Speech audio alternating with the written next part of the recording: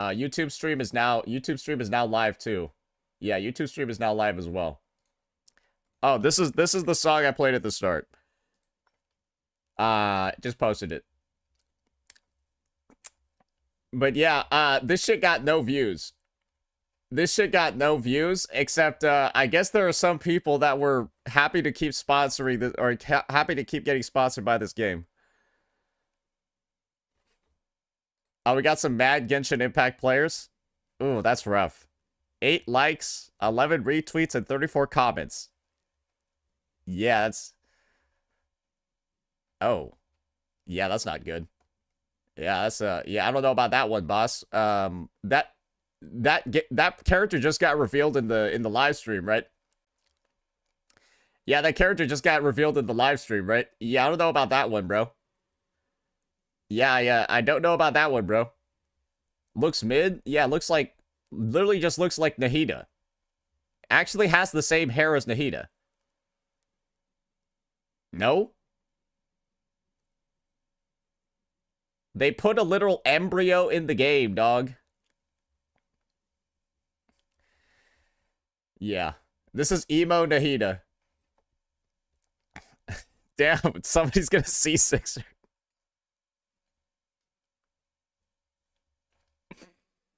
I'm telling you, bro. It's like... How are you gonna give me shit for making that joke? It's like...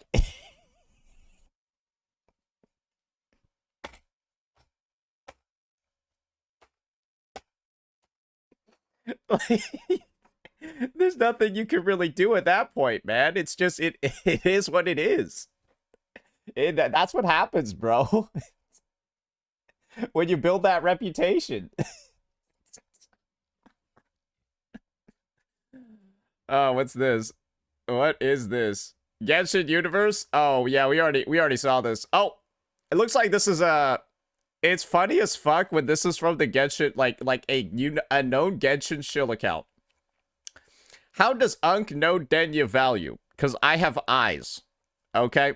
I have eyes, that's why I'm able to know Denia value, because unless you can't read, and you can't, like, do simple cause and effect and pattern recognition, then you should know Denia's value as well. Yeah, unless you lack basic pattern recognition skills. Yeah. Yeah. That's fucking hilarious, though. This is actually just a recolored Nahida. How the fuck do they even do that? How the fuck do they even do that? Yes, Denia is auto-modded right now because there are a fuck ton of leaks out there, okay? Or I don't even know if there are leaks out there, but leaks are obviously, like, on the table at this point because they're the next 2 units in the patch, and yeah, that shit's coming up. The recurring pattern of Unk looking at leaks. The funniest thing is that there were multiple comments, right? You remember that video that we made about the lolly situation? You guys remember the lolly situation video that we made? There were multiple actual leak viewers in the comments saying, yeah, you know what? This guy actually doesn't look at leaks based off the shit he's saying. Yeah, they're just like, yeah, this guy has, like, no context at all on the leak scene. With the shit he's saying in this video, I think it's proven he doesn't look at them now. That's literally what they were saying in the comment section. So I'm just like, yeah, you know what? Hey, take the leak viewers' words for it. And there are no leaks right now. Awesome. You know what that means? Then that makes my video over here, right? If there are actually no leaks right now, then that makes this video over here an absolute W. Because all we do is we theory craft about the character kits, and if I'm right, oh boy, then I'm right. I will say, though, this video is doing diabolically. Yeah, yeah, the clickbait general is back, ladies and gentlemen. The clickbait master. Clickbait with the title, but then the people stay because the content's good. And you want to know how good this? You want to know how good the content is? I managed to maintain a like ratio like this with a title like that. That is what you call A S tier clickbaiting. maintain a like ratio like this with a title like that. That is S tier. And you know it.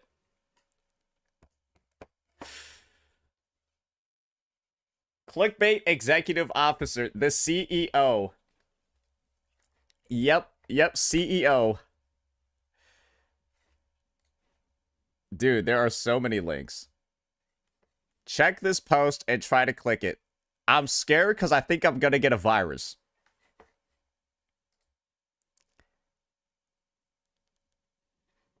Like, you guys know what I'm saying? Like, I'm scared to click the link because I might get a virus. What happens when you do it? Can somebody send a screenshot? Don't talk shit when the facial details is... Oh, she don't have a mouth. You're right. That's crazy. Check this post.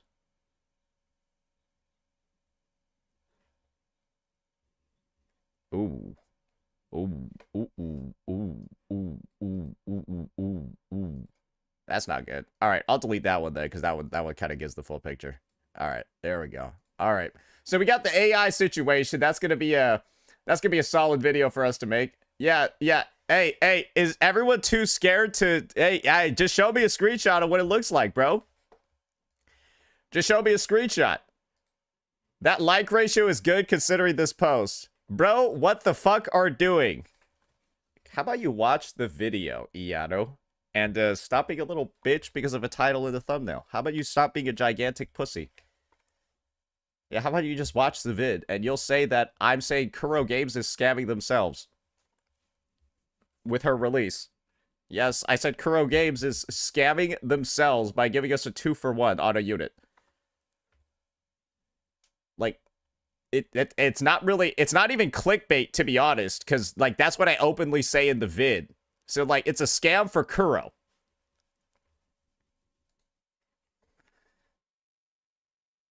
Oh, no. All right. W Aramis for taking the potential virus hit there. All right, what's this? Why do I have so... I'd be looking like a Tech Toad stream right now with all these tabs.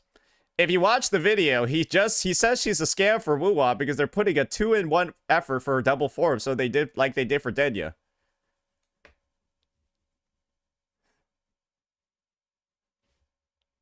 Yeah, there's no particular reason to be this mad at Iato. I think he's just making a clickbait tweet off of...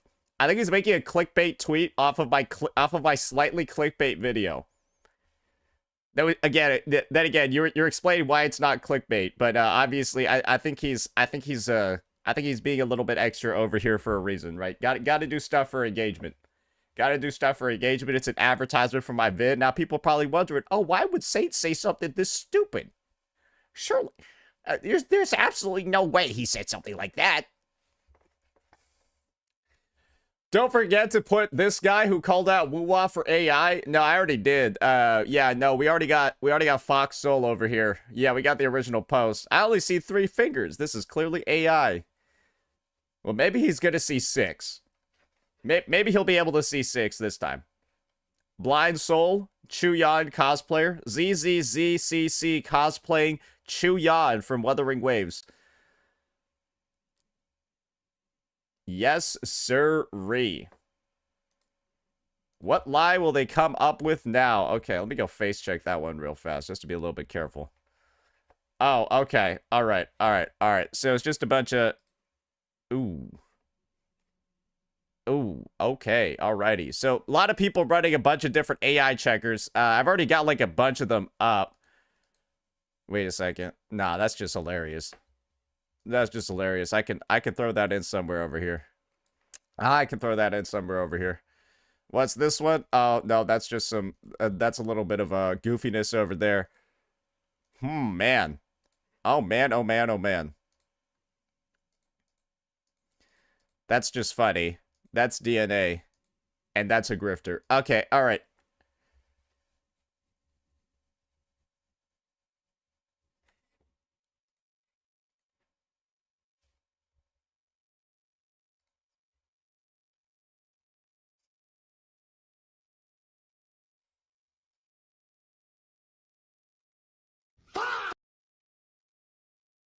Anyways.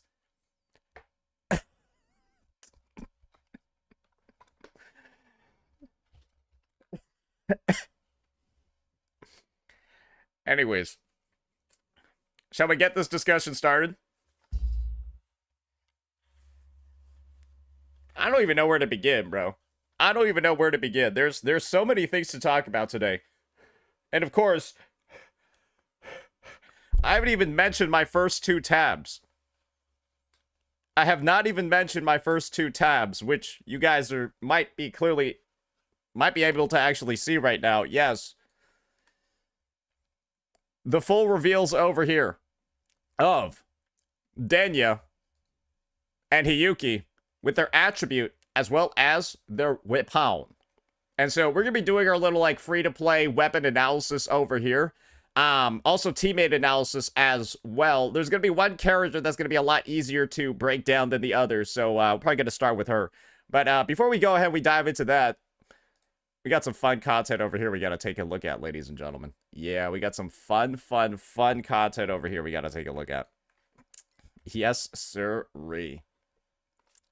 Yes, sirree. Alrighty.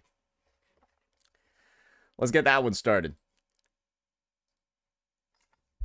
Alrighty, ladies and gentlemen, we are back at it again with another Genshin Impacto video. And boy, oh boy, do we have something absolutely hilarious ready for you all today. Because over here, you're going to be seeing official version art for 6.5. I think they're on like Luna 6 or maybe Luna 7 at this point.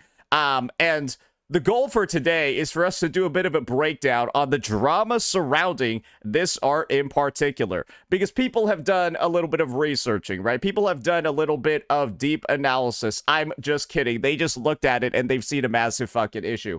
Because as you go ahead and you, do a little bit of zooming in on a certain character's hand, you're going to notice something. And this is something that Genshin Universe, clearly a Hoyo affiliated account that wants to talk about everything good in Genshin Impact, well, they got to talk about the bad as well. Because this is Paimon's left hand, I do believe. And that left hand appears to have 1, 2, 3... 4, 5, 6 fingers. Yes, ladies and gentlemen, apparently a company that's been in service for art regarding this game for the past 6 years, unless they used something called AI to streamline some of their version art, you know, putting artists and creatives like that out of a job. Maybe this is human error, but whatever it is, it's a massive fuck up because most people are under the impression, ladies and gentlemen, that this is just abuse of AI.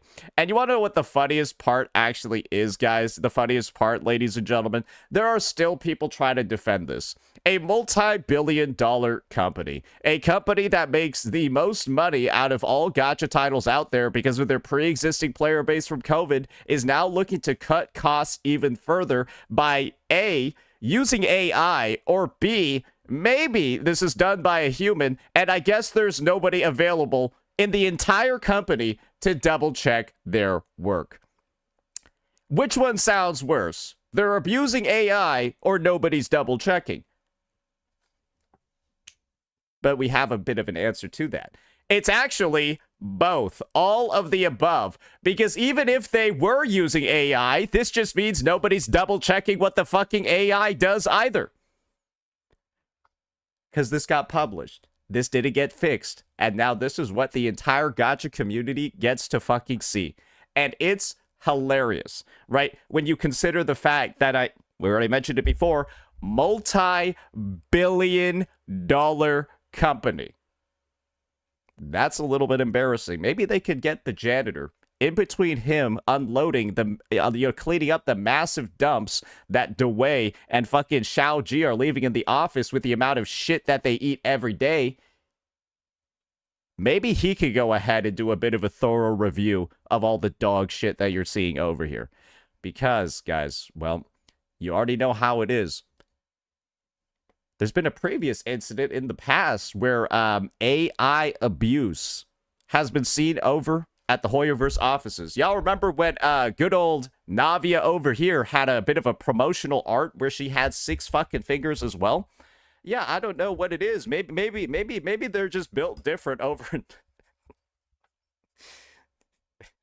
Maybe they're just built different over in China. They they got multiple people with 6 figures over there. Or it's just another artist mistake. It's just another artist mistake, ladies and gentlemen. I promise you, I guarantee you, they're not using AI. Man, I wonder how it keeps happening so often. And I think the biggest question is, how does it keep happening, right? When it's already happened before. You would imagine that after they got caught once with this sort of bullshit over here, right? Why are they going ahead and allowing it to happen again with this garbage over here? And the funniest part about this entire situation, ladies and gentlemen, is that there's been a massive response to this, even to the point where I see people talking shit about the game in Spanish. Yeah, that's how you know your shit is cooked. I'm wondering and waiting to see when the JP posts are going to come out, but I think they're all asleep right now. And the cream of the crop over here is the fact that in recent memory, Wuthering Waves has also received quite a bit of potential backlash for their use of AI in some of their version art. Except there's no actual AI being done over here. It's just the ramblings of somebody with a clear vision impairment talking about how they only saw 3 fingers when it's clearly 2 additional ones covered by a black glove. We've already made a video talking about this debacle, but it's just funny to bring this shit back up again because what else do Hoyoverse CCs have to do other than just make the biggest embarrassments possible out of themselves because they can't actually see what's going on? And I wonder if good old Clever Fox Soul over here, the guy that tried to accuse Wuthering Waves of using AI art, boy, oh boy, I wonder if he's gonna have a response for this situation, because he's getting called out here on this front as well. Yeah, it turns out that actions have consequences, ladies and gentlemen. And when you're caught hurling out these false accusations, boy, oh boy, people are going to start wondering when you're going to start hurling out the real ones when all the proof is there. Because clearly that isn't happening right now. And let's be real here, I don't think it's ever going to happen in the future. Now, though, the funniest part is that there's still going to be individuals out there. Okay, that's... You remember what I said about... You already know what's going on. There are going to be some individuals out there that will still try to defend Hoyoverse, right? There are still going to be some individuals out there that will try to insist, oh, it's not AI, it's just an artist error. Great. Let's just assume for a second that these guys are actually right, that they're not just, I don't know, literally making up a bunch of bullshit over here with these AI generation results. Great. Now it's a multi-billion-dollar company that doesn't double-check anything. Is that better? Is that better, ladies and gentlemen? Is that something that is that the hill that we want to die on? Assuming that it's not AI. But the funniest part is, though, guys, these people are all going ahead, running it through all these different trackers, trying to insist, hey, it's really just it's a different kind of fuck up. Guys, I'm telling you, it's not AI. It's just a different type of fuck up. But they've gone ahead and they've verified the types of tools that these individuals are using. And even a clear AI version of Cantarella, where they just took a scene from one of her videos and then made it completely AI generated. You guys already know what's going on over here. They changed a bunch of stuff. This one says 1%. This one says 1% not likely to be AI generated. When it clearly, obviously, 1,000 fucking % is. So clearly these checkers themselves aren't really that indicative of the actual truth that's going on over here. And, well, when it's run through other ones, right, knowing that they're a bit dodgy, it is showing that they're AI generated. So that's kind of the situation, guys. That's kind of the unfortunate reality of this circumstance. Right now, Hoyoverse players are so desperate to try to defend the company. They're trying to say that it's a different type of fuck up completely. And the narrative that you're going to hear over here is almost identical to the same garbage narrative that hyper grifters across the world were trying to use to defend, well, the other shittiest game in the gacha space, Arknight's Enfield. Holy fuck, is this game some trash. Sorry, I just need to talk about how fucking terrible Arknight's Enfield is. Good lord. Version 1.1 has to be the worst update in gacha history. And I think everybody, several weeks into the update, you can confirm that it's some straight goddamn doo-doo water. Bro, have you ever seen the fall off for a title look this diabolical before? Oh my, sorry, just give me a second over here. I need to see. Bro, this game is gonna hit double digits soon. Bro, this game at some point, it's going to be hitting double digits on, like, the views on Twitch because it's so fucking bad.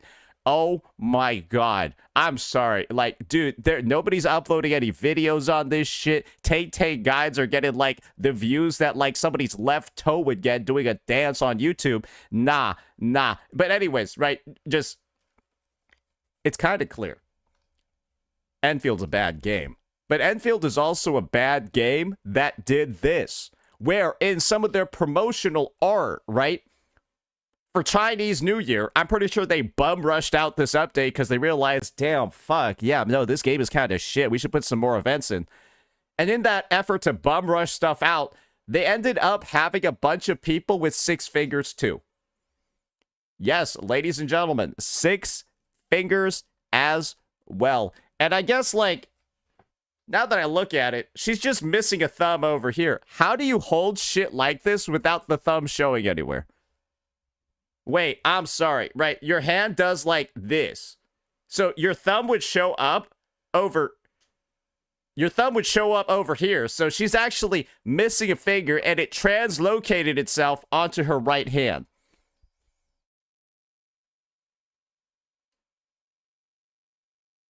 So yeah, 4 fingers on one. 6 fingers on the other. And these retarded, hyper-grifting Enfield players were trying to tell you, oh, this was just an artist's mistake as well. How about you just go with the most likely explanation? They're just doing all of this fucking garbage through AI. It looks like shit. It looks terrible. Nobody double checks any of the stuff that's getting put out either, because that's really the reality. It's either human error and nobody double checks, or it's AI and nobody double checks. And there's no excuse for companies of this size with this many employees making this much money. Enfield players just couldn't stop talking about how much money this game made. If it's making so fucking much, why can't you hire somebody to double check shit?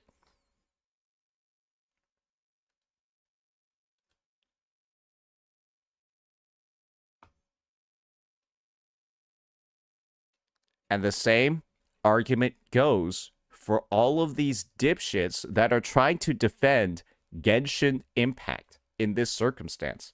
Because once again, it's either AI and nobody double checked it, or it was a human error to add an additional limb and nobody double checked it.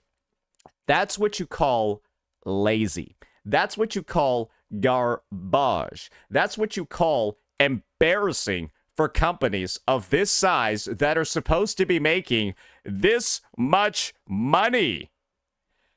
And the crazy thing is, guys, is that when you've already had it happen before, it's so much worse to have it happen again. Because the same exact narrative that I'm talking about right now, with this being some of the most pathetic displays that a company can have in the space, how do you do it again after the previous embarrassment that you had before?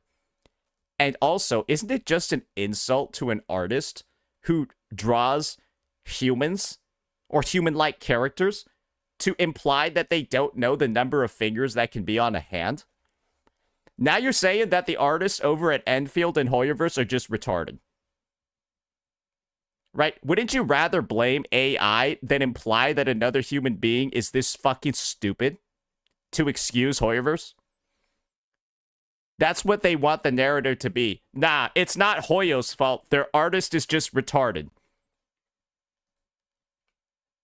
Nah, guys. it's not Hypocris's fault. The artist is just retarded.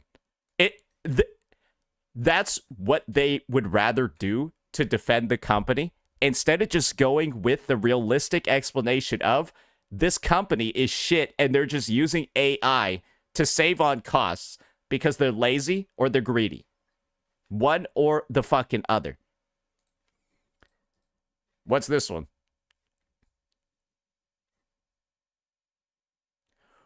Oh, somebody over here. I guess we got an actual artist over here doing a bit of analysis themselves.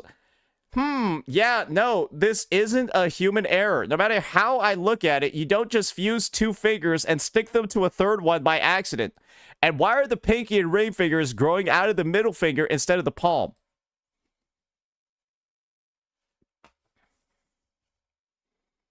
Yeah, no, you'd have to be a dipshit to do this. Yeah, I guess that's fair to say. You would have to be kind of a dipshit to, like, actively draw this out. You'd have to be retarded, 100%. So that's the narrative that people would rather have you believe. Wait, the trailer version had 10 fingers? Nah, I don't believe that. Nah, bro, that looks like a fucking... Bro, that looks like some fucking... Nah, ain't no way they put that shit in there. Hell no. Hell no, what is that? No, that looked like some shit from, like, Left 4 Dead 2. Wait, no, that looks like some shit from the newest Resident Evil, bro. Hell no, wait. Hell no. Hey, ain't no way. Hey, that looks like some shit from a horror game. That's an Eldritch Abomination.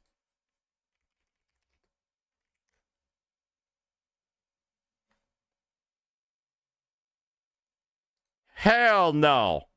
Nah, I gotta see this shit now. Hey. Did they delete the trailer? Did they delete the trailer? Cause why is it that the trailer ain't there? They deleted the evidence. Why? Where's the trailer? How is it that the live stream was 5 hours ago, but there's no trailer?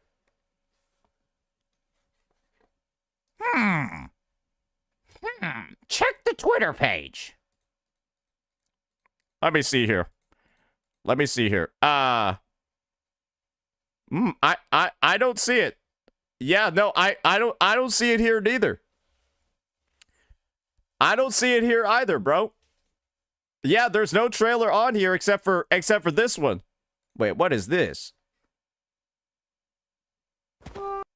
Lunar Bound. 1 month ago? Oh, wait, no, that's the Varka one. They don't have it. They deleted it. How is the trailer not live yet? Oh, I don't give a... obviously, like, this is just another piece of dog shit they have in the update, Emo Nahida, but that's, like, not what I was fucking asking for. Like, whoever sent this, are you... Like, I'm just gonna ask, are you retarded? Like, I know that shit, too, but, like, that's not what we're even talking about. All right, now we got 120 over here. Oh, is that where it is? Oh, hell no! Her head has ass cheeks. What the fuck is that? What the fuck is that? What? Oh no, hey, there is... I'm sorry, bro. There is no excusing that one. Oh, that is not good. Oh, that is... I don't even know what that's supposed to be. Bro, it looks like... Hey, it looks like Paimon might need some chemotherapy. What the fuck? Her head has like 3 tumors in it.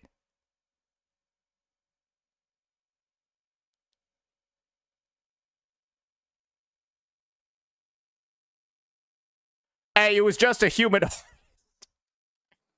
Nah, the human artist just... Nah, that's just the human artist, bro. Yeah, they totally just... a human artist totally just drew the hand like that. 1 100%. Nah, bro. Ain't no way. Ain't no way. And you know what? I wouldn't be surprised at all if Hoyo deletes this fucking live stream now, bro. They can't undo this. So basically, they just debuted an entire live stream, and the entire audience gets to see whatever the fuck this is.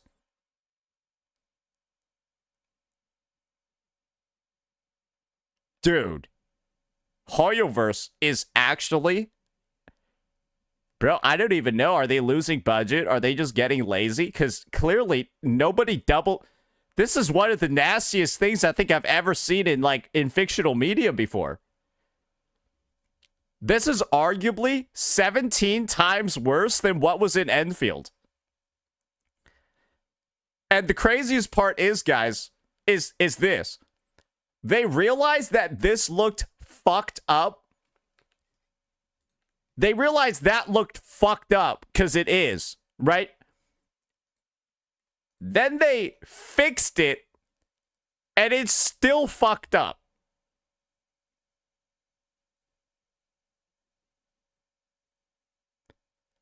So they went from 10 fingers and a second palm to 6 fingers, which is like,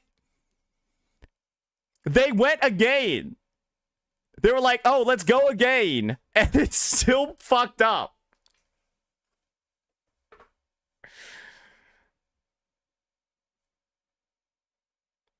Oh, hell no, bro. There ain't no way, right? This shit is legitimately embarrassing.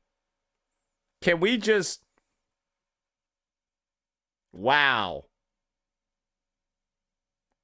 Wow. Wow, wow, wow, wow, wow, wow, wow. That is some fucking shit right there, isn't it? And on Twitter, they chop the image so it doesn't show. Hey, fuck it. Just hide the evidence, bro. Hey, fuck it. Just hide the evidence, bro.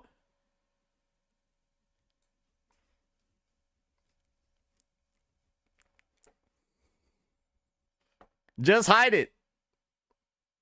Hey, fuck it. It's in the live stream. Fuck it. Just hide it. Because this is their official page, bro.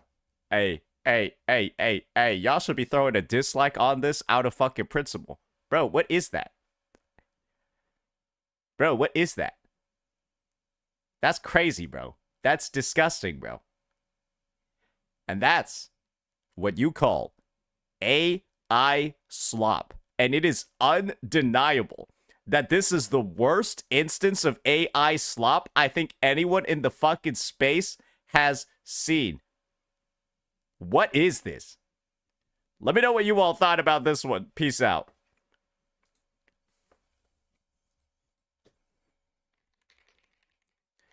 Oh, that is... Bro, is there even a point in watching this live stream to talk about the update? I think nobody even cares. Does anyone even care about this thing? I don't think so. This update is shit, isn't it?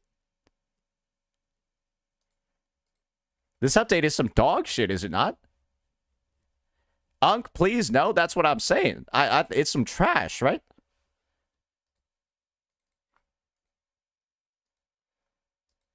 It's lore packed. Oh, so there's nothing in there. Okay, great. Anyone still talking about Genshin lore? You're a fucking loser.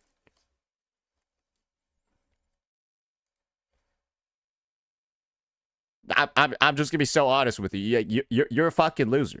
Like, what are you doing over here trying to talk about, like, bro, this bitch has 10 fingers. Like, how about you get the lore behind that one?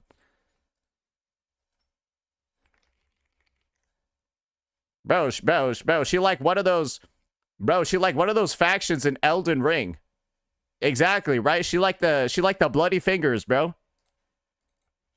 She invaded like 17 worlds to get all of those.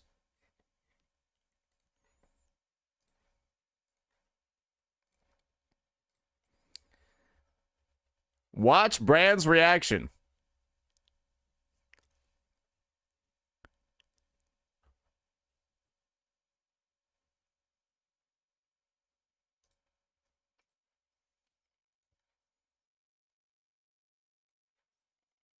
I mean, that is the Genshin Impact meta, right?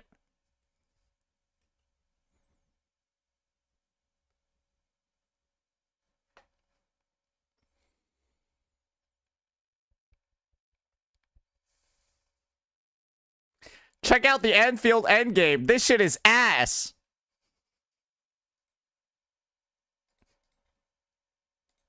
I don't want to. I don't want to, bro. I don't. I don't. I'm good.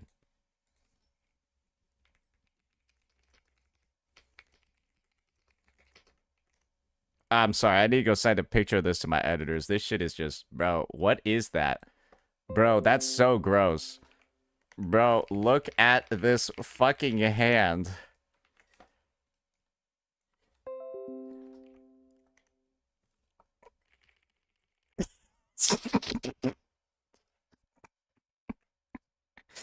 Nah, this shit is crazy, bro. Nah, ain't no way. Bro, just... How do you even do this?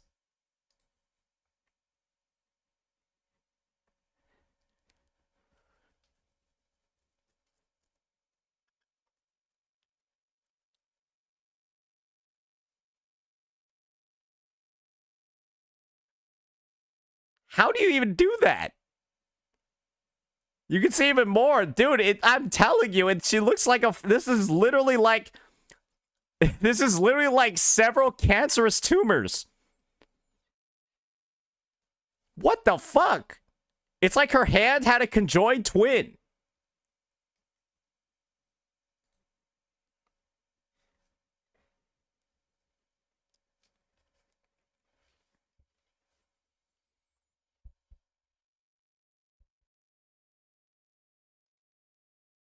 That's literal AI art.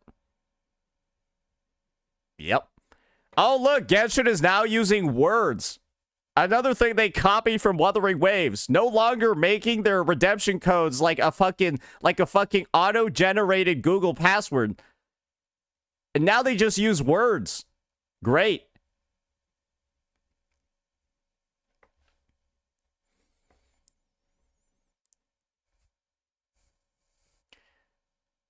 So what happened to Paimon's VA anyways? Her ass got fired.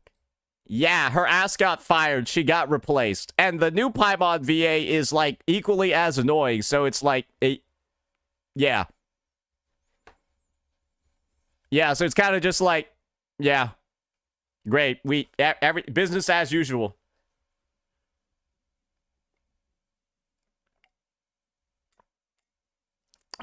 Business as usual. Awesome, awesome, awesome stuff. Okay. Jesus Lord. All right. All right, chat. I have just guzzled my coffee, and I need to go to the bathroom. Mods, can we run a quick poll in chat? Should I or should I not react to this? Should I or should I not react to this? Yeah, just run a quick poll while I go wee-wee. Yeah, just run a quick poll.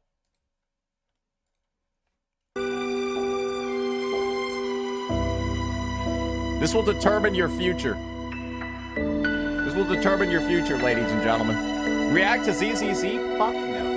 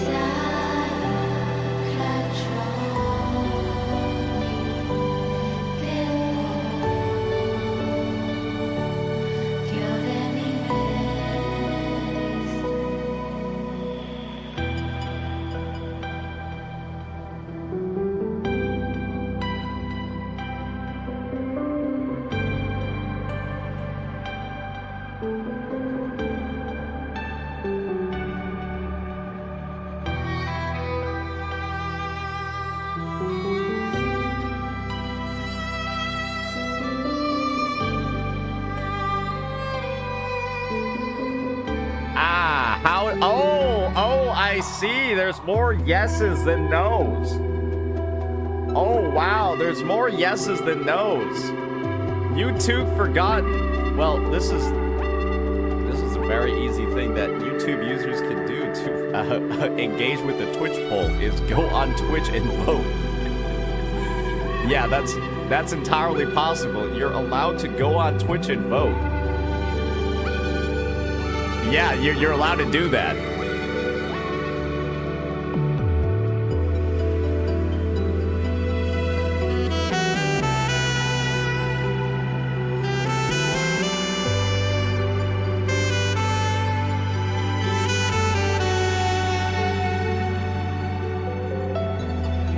I mean, it looks like a yes.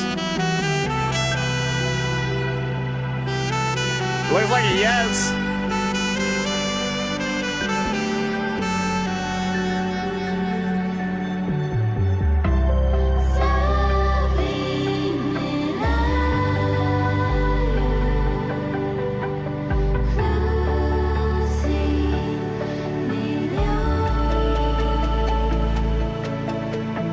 Oh, it's even getting wider.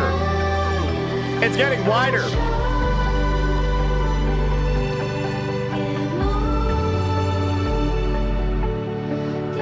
It's getting wider, bro. This should be looking like the 2024 elections right now. Yo, dear Lord. Oh, now it's 55%. Bro, it was at 52, and then you guys asked YouTube to join in, and now it's 55. Hey, monkey's paw curled. Monkey's paw curled. Oh boy, oh boy, oh boy.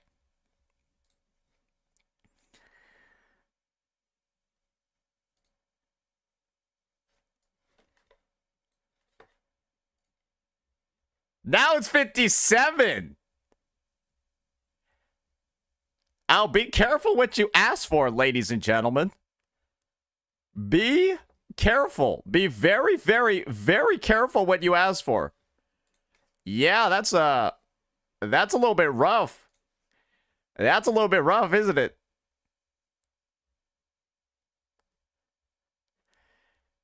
Guys. I realize that there's actually a good possibility that the people voting no are the Genshin Impact players. Right? Because do you think I'm not going to shit on this?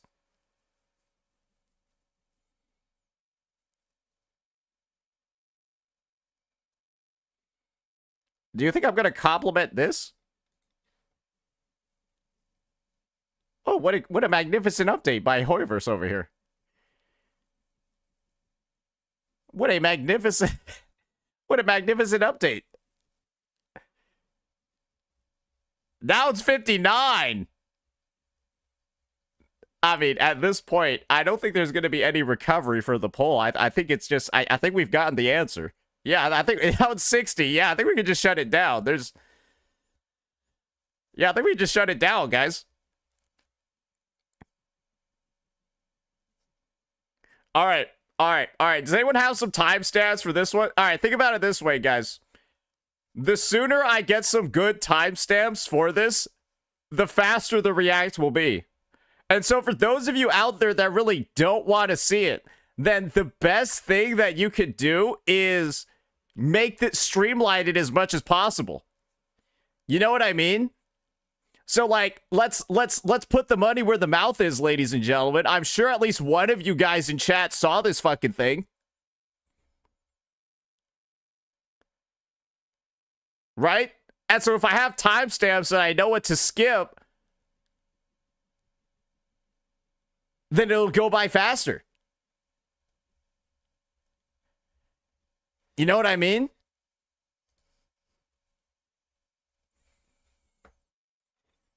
All right. There's one clip that I wanted to watch first. Yeah, apparently Fob might quit Wuthering Waves. Well, the main reason I haven't made it a big deal yet, all right, it's because I've been asked to keep it down low while they're investigating, which I'm fine with complying as long as a resolution is come to, right? Like if I get out of this and Kuro is just straight up like, well, we can't do anything for your account. We'd like you to just start from fresh. I'm like, I'll probably quit. Cause this is a company that I have taken insane pay cuts for. I have gone and done free things for literally no reason. They begged me to host tournaments that I specifically said I wasn't interested in hosting, and they begged multiple times, and I was like, fine. Like, if I can go above and beyond for them in that length, and they can't even fucking send me echoes and tuners to just fucking redo my account, I mean, there clearly is not a mutual respect there. So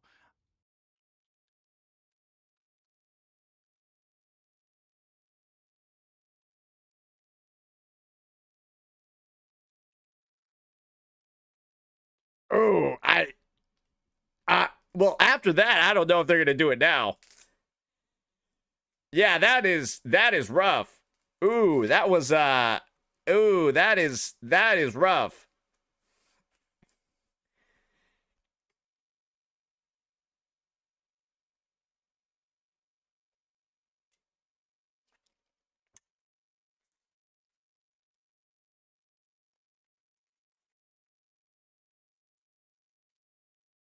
Oh.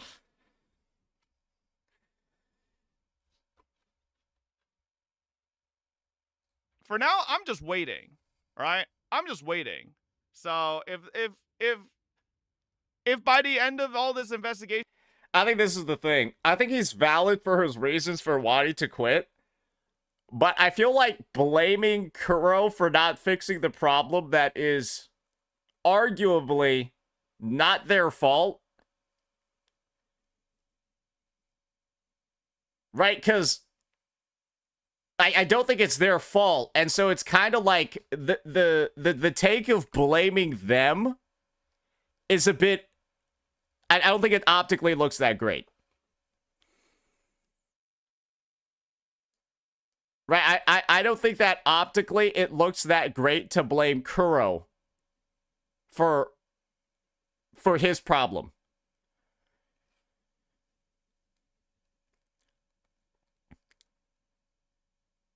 Two FA is needed. Sure.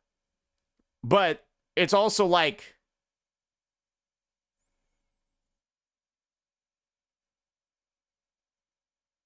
they also got his Twitch account. You know that too, right? And that thing has like a fucking 2FA and an authenticator app. So like would 2FA have worked in this situation if they got into his Twitch? I'm just being so for real with you, right? They got into his Twitch.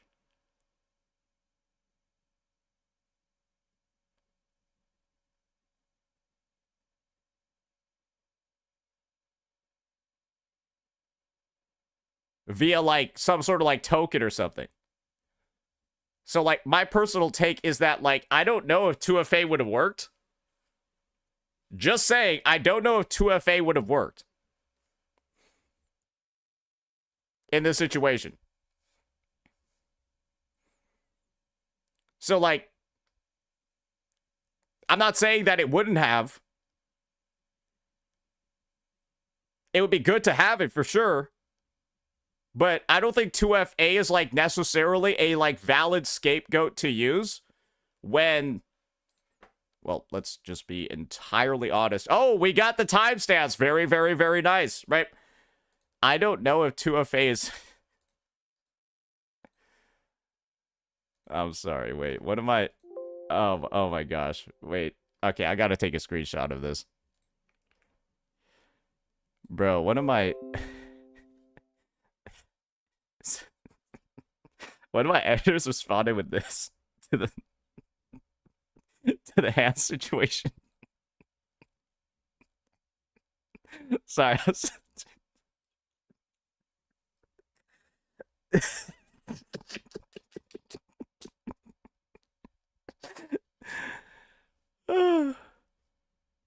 man. Oh, fuck.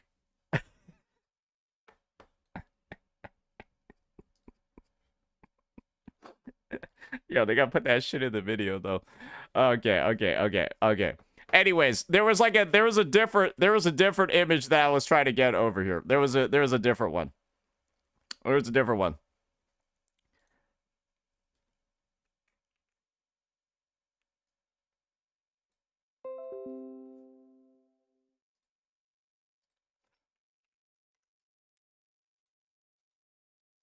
Like, when this is something that also occurred as well, right?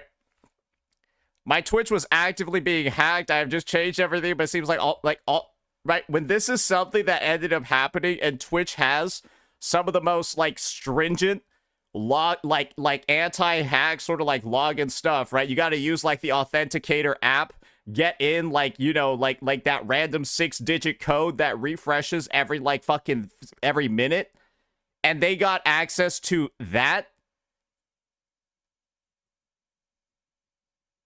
Anyone that knows what authenticator is, right, knows that it's supposed to be like pretty, you would imagine it's quite secure because of like the hoops you need to jump through to log in. Right? Would 2FA have helped at this point when this is the extent of the hack?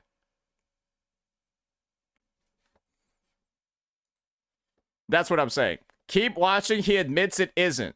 Well, I think this is the point, right? From what I've heard so far, he's kind of making it sound like, oh, like if Kuro doesn't fix this problem, then I'm like quitting whatever, right? And then he talks about like all the stuff that I guess he's done for them for free, etc., etc. But it's sort of just like you get where the image is coming from, right? And all this stuff, nothing comes out, then I'll probably make a big hoopla about it. But until then, like I'm a big hoopla. I'm giving them the time they need to like figure out my situation, you know? So, yeah, we'll see. No, I'll actually crash out if nothing happens. Because it's not Kuro's fault he got hacked, but that doesn't matter. They could have still fixed it. True, but it's also like that would be them doing him a favor, which is I think kind of like the main point. So it's like there's a difference between, hey, the company fucked up and the company won't fix it, versus I fucked up and the company's not doing me a favor. I think those are two entirely different things. Because I think I've fairly kept it pretty down low, right? Now don't get me wrong, I don't think it's Kuro's fault that what happened to my account happened, right? 100%. It's my fault with probably Enfield Records, right? But like, I don't know, man. Like there's gotta be something they could do to help. Yeah, I guess the argument is that he's done favors for them in the past, so he's expecting favors to be done for him.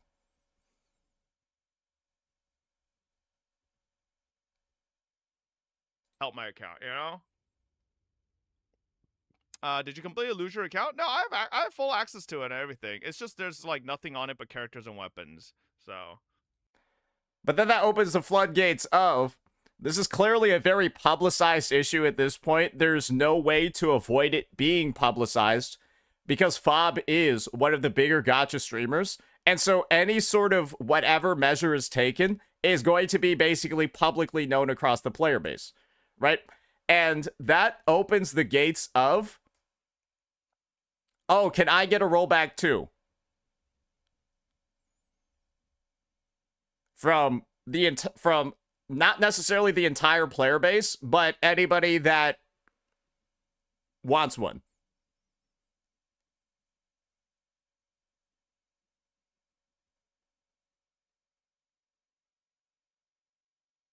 You are reaching. How am I reaching when this is what you call setting a precedent and they've never done a rollback before? Or at least as far as I'm aware, Kuro Games has never done a rollback for anybody's account before. So I'm merely saying, I heard they have. proof? There you go.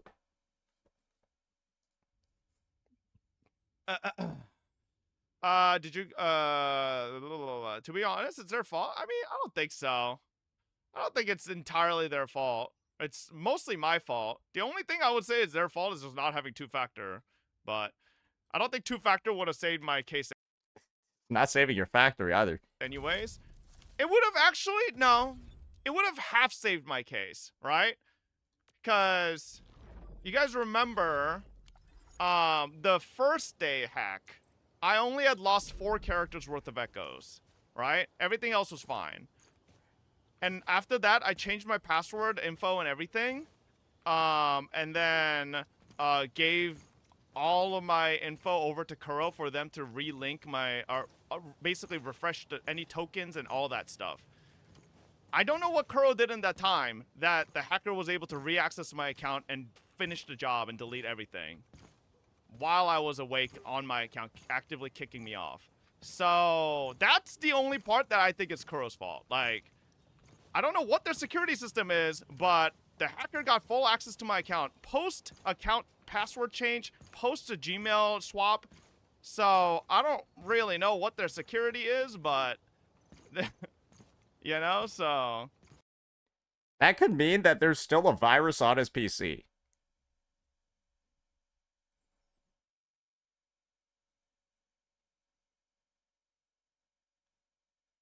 That could mean it's like rooted into his hardware.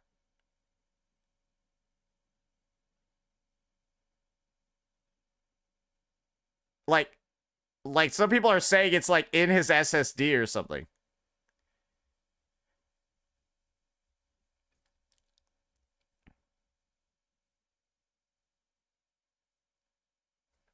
That's the viewpoint that I would have, is that he changed everything, but then they still have access to it. Good lord, that is rough. That is rough. That's what I would assume if they still had access to it.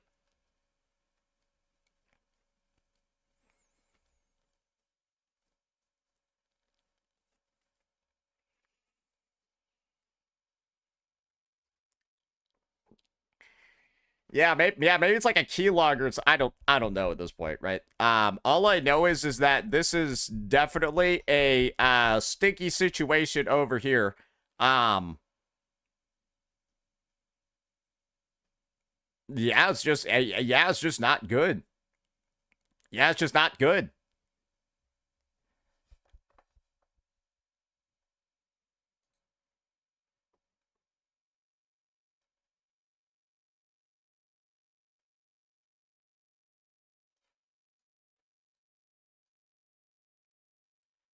Just restore his shit and then let's move on. Yeah, like I said before, guys, I don't think it's as simple as that.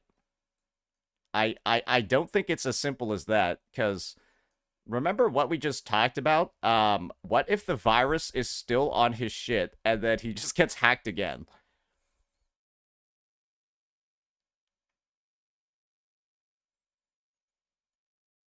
Like, imagine, like, they go in, they recover everything, and then they get deleted again. That would be insane. I'm just saying, because that would just be insane.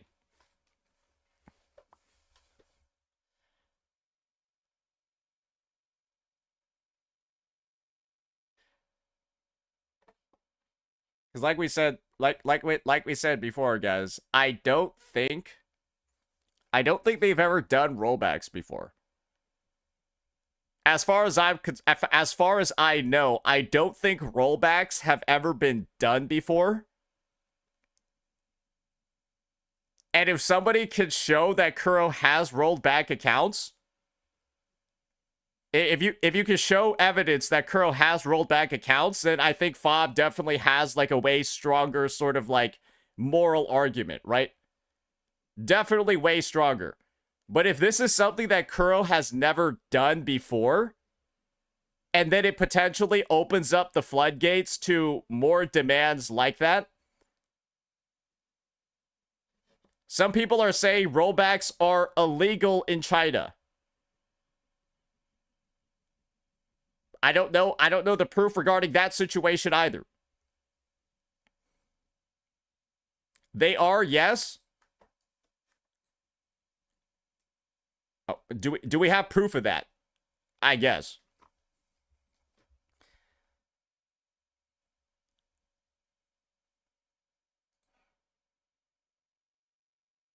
However, in a similar case, right? We don't have any proof that they've ever done rollbacks either. You guys understand this, right? So I know there's a lot of people that are greatly in support of Fob. I think I also am in support of Fob in hopefully getting something to go help him out. Because clearly this is like a game quit situation. But there's also no proof at all of rollbacks or anything like that ever having actually happened.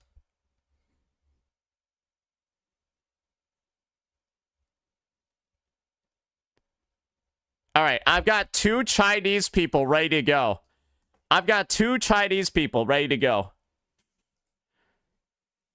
And I guess the thing with Maychor is that Maychor is coming off a little bit mean, but I think Maychor is like actually like a tech expert. Yeah, I think Maychor is actually like a tech expert over here. So like he's yeah, bro made like an entire website that we're gonna look at later. Oink. Oink.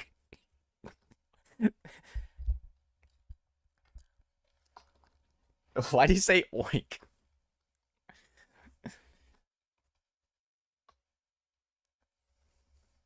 Rollbacks are easy, but not for one single user. Oh, that's fair to say, yeah. Because of the brother emote? Oh. Oh, right. I know where that's from.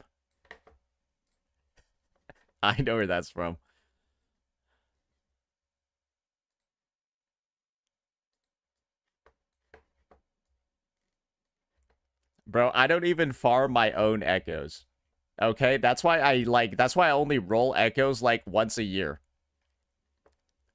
Like, do you know how little I actually use those fucking things? I will say this though. It is probably in Kuro's best interest to retain Fob. Because if they don't, what are they going to do for any of the tournament? Or what are they going to do for any of their events? I think they're just all dead. Right? It like arguably strategically is in their best interest to retain him because what else are they going to do? What, you going to have Jet as ad host?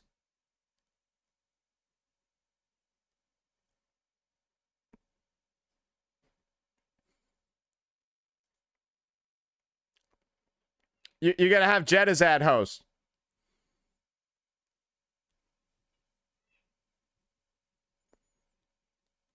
You're going to have Mr. Pokey host.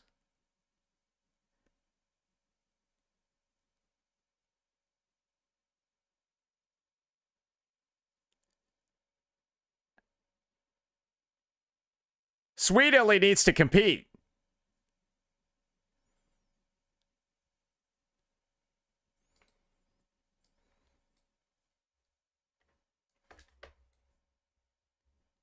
If they allow rollback easily, it opens up massive abuse. Player spends currency, rolls characters, regrets, claims hacked account sellers reclaim account after selling them, fraud or chargeback issue.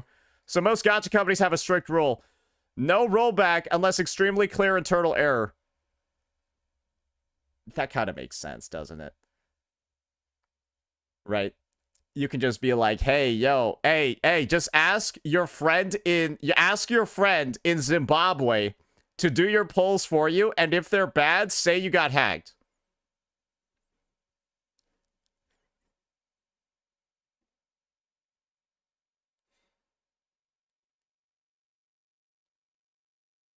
What would be the argument against that? I'm just saying, right? Or you install your own VPN, log in from Antarctica.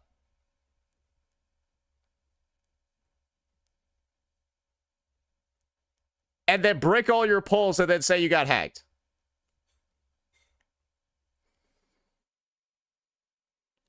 I'm just saying that's probably why. That's probably why, right? This process is maybe taking so long. Or it seems like it's kind of like up in the air.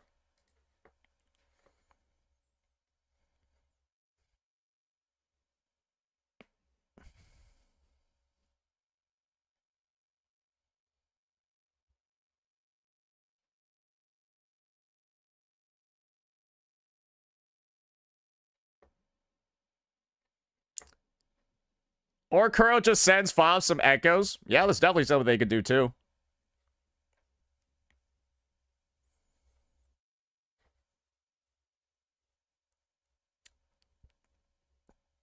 Yeah, that's definitely something they could do too. They give us 7 million transducers.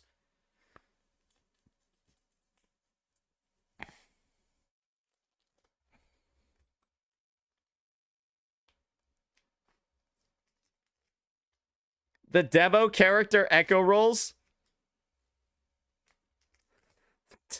I think that would just lead to him quitting the game even more.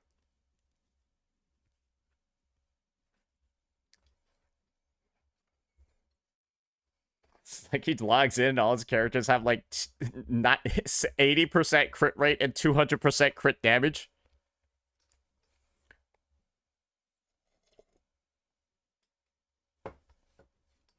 Oh wow, they listen, boys.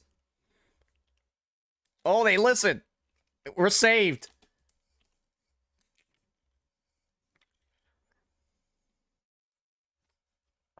Yeah. I mean, I hope he gets like something figured out, because yes, getting all your shit deleted means that you're probably not going to be playing the game for much longer. I hope they get some shit figured out for the sake of any future tournament or CC events that they want to hold, cuz if they lose Fob from those events, they might as well just not host them. I'm going to be so for real with you. I think right now they're not even that big. They're not an audience draw, and if you lose Fob, just don't even host them. Just like don't even host them at that point. They just don't really get any views, because I don't think that, unfortunately, I think the dynamics that they have in those tournaments is like not really it. And then Fob at least makes them slightly watchable.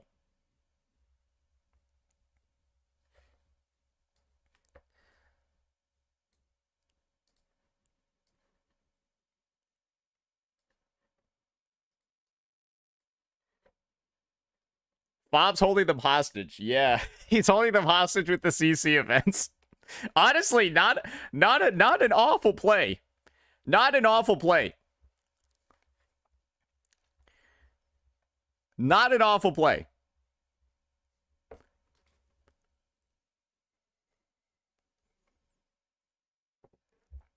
Brand can host them.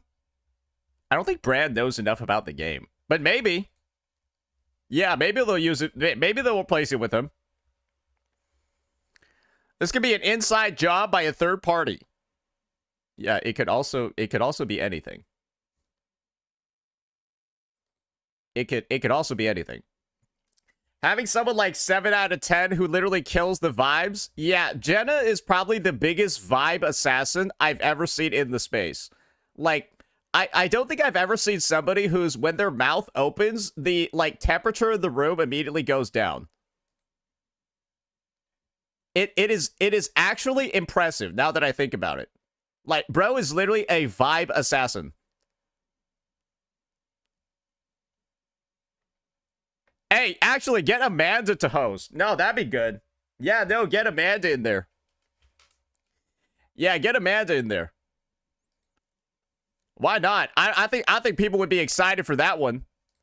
I think people would be excited for that one for sure.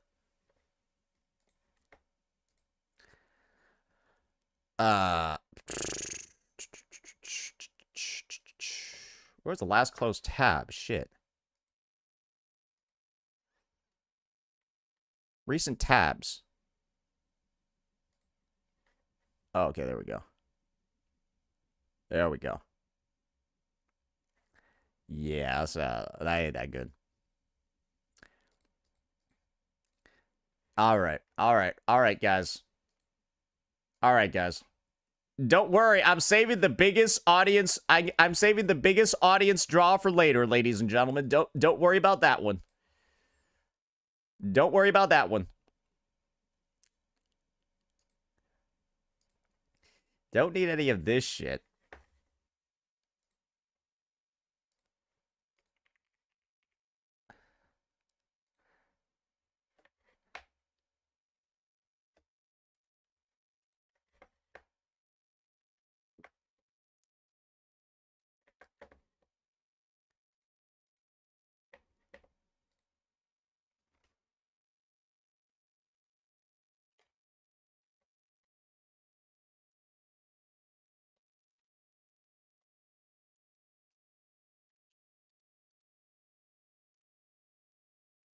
All right. I think we're about ready to go with this one.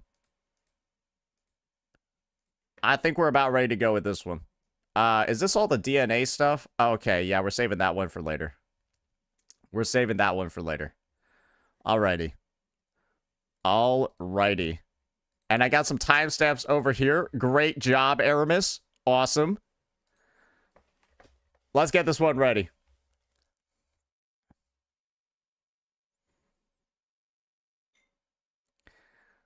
Let's get this one ready.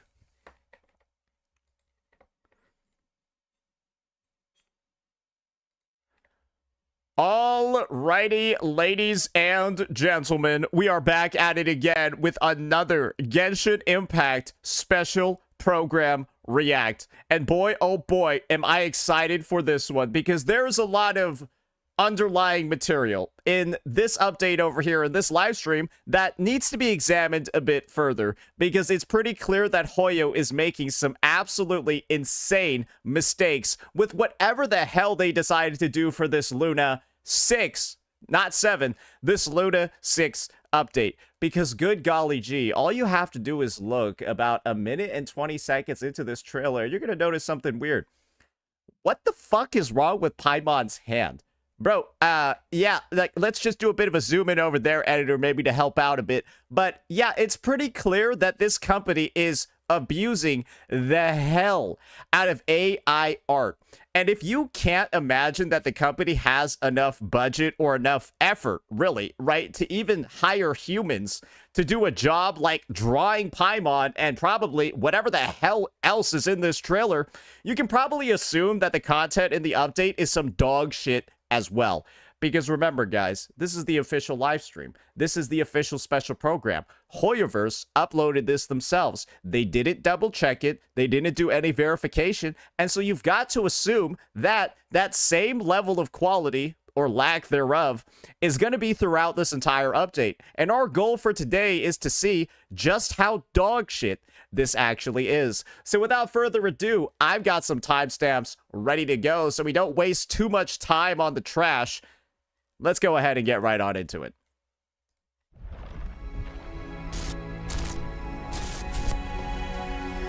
Oh, it's glitchy. Oh, I'm getting a seizure.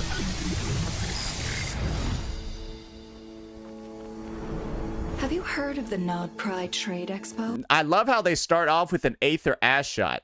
Yeah, totally. Yeah, that's totally what the player base wanted. Are you sure you're allowed to sell stuff like this? Compared to the model the Millileth's using, this one might as well be an antique. Whack and whack defense box? Do me proud. They really got inspired by the Exo Strider, didn't they? So they're just like, why don't we just make a really shitty looking version of it? It's one of the Fontaine Research Like, and not just one, let's make like 30 shitty looking versions of it. Institute's newest inventions. It's a kind of relay system that allows the user to unleash Numa and Usia energy in battle. Sorry, did they really put this in the trailer? Institute's newest inventions. It's a kind of relay system. This game is dead. Wow. Wow, they put this in the trailer. Like, this is the first thing people see in the update? This is the first gameplay that they showed in the update was this. That allows the user to unleash Numa and Usia energy in battle. Hold on. If she's that good and she's only the deputy... Sorry, what was that? Hold on. If she's that good and she's only the deputy... They aren't even attacking each other. Good and she's only the deputy... How could they? They're not even in range of each other. What is this? Is this supposed to be like a Pokemon battle? But then they just like they aren't even hitting each other with the animations. So it's just like they're like 4 feet apart from each other and just doing attack animations. And what? This looks so shit. It's unbelievable. This is a dance-off? Your little friend is so clever and cute. I love how she flies around, too. Can I pet her? Great. They just added chubby Hyacinth to the game. Awesome. My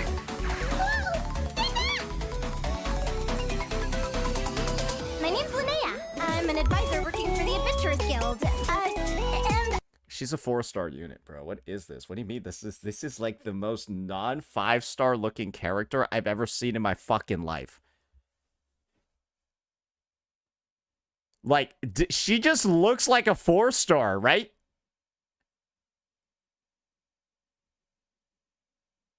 She just looks like a 4-star. What the fuck? I promise you, I am not the No! That is a 4-star! What are we doing here? weirdo.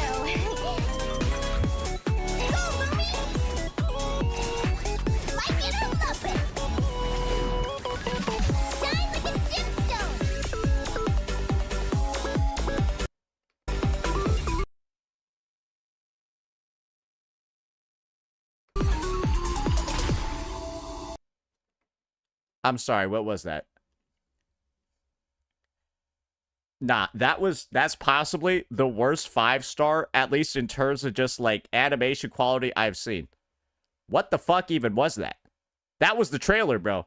This might be the worst Genshin Impact update I've ever seen. That was the worst trailer I've ever seen. And then it's followed, that was, what the, and it's followed up with the tumor Paimon. The Paimon with the conjoined hand. The 2-for-1 special down here. That dog shit trailer is immediately followed up with this. Oh my gosh. And you want to know how you know Hoyo knows they fucked up? Bro, these guys apparently fixed it, right?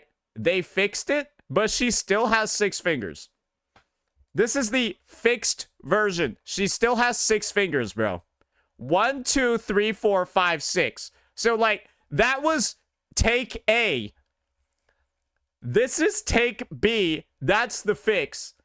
And you know these guys are completely fucking cooked because if you go on the official page and then you actually look at it, bro, look at what they did. Bro, they just covered her hand completely. They just covered her fucking hand completely with the words of the update. Nah, this shit is just pathetic at this point. This has to be the worst update in Genshin history. I'm gonna be so for real with you. What an absolute pile of dog shit. Wow, even the art is bad, the trailer is bad. Surely everything in here is gonna be bad. All right, let's move on. Let's see what we got next. The Linnea showcase.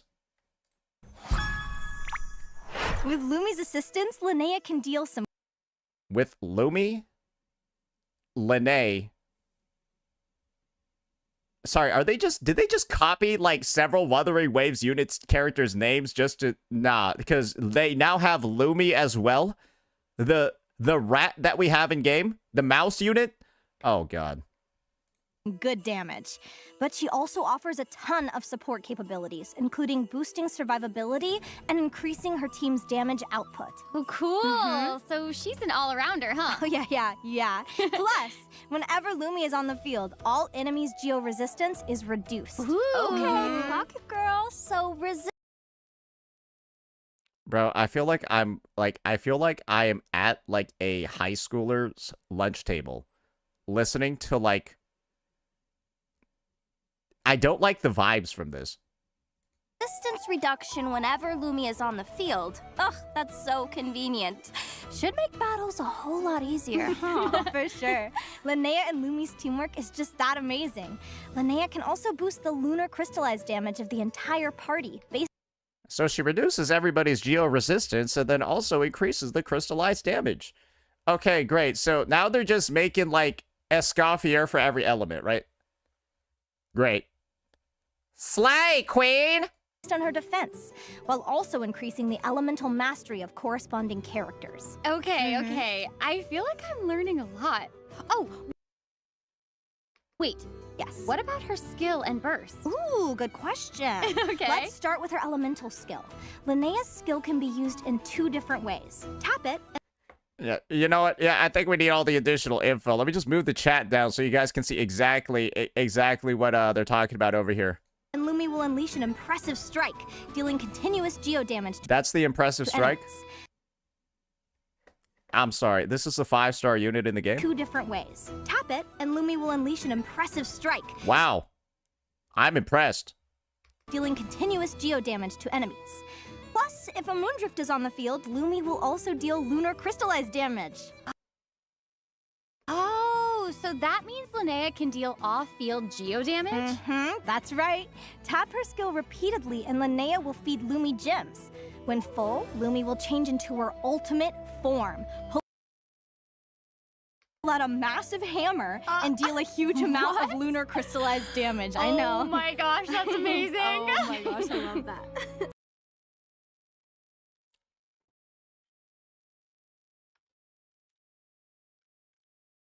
Why are you lying? Why are we just lying like this? Nah, this is... Yeah, you guys all know you're lying. So Lumi's got a fearsome side, huh? Oh yeah, she bites. Travelers. Me too, girl.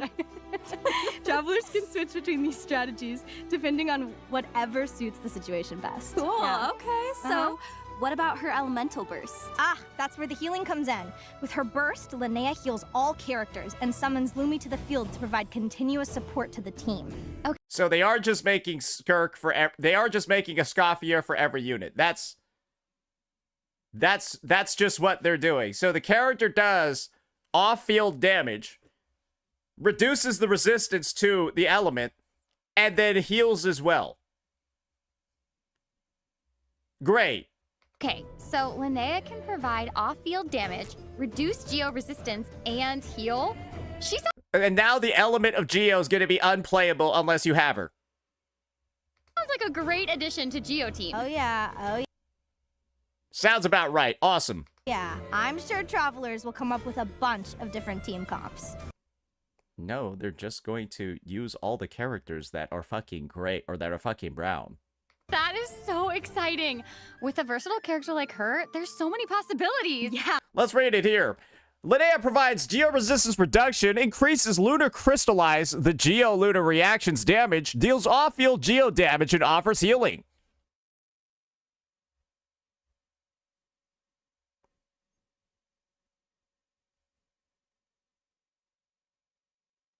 Plus, outside of combat, I don't care anymore. It sounds like she's going to be retardedly broken, just like a Scoffier. Awesome. Great. Yeah, instead of making good character designs that people want to pull, yeah, why don't we just make everybody broken?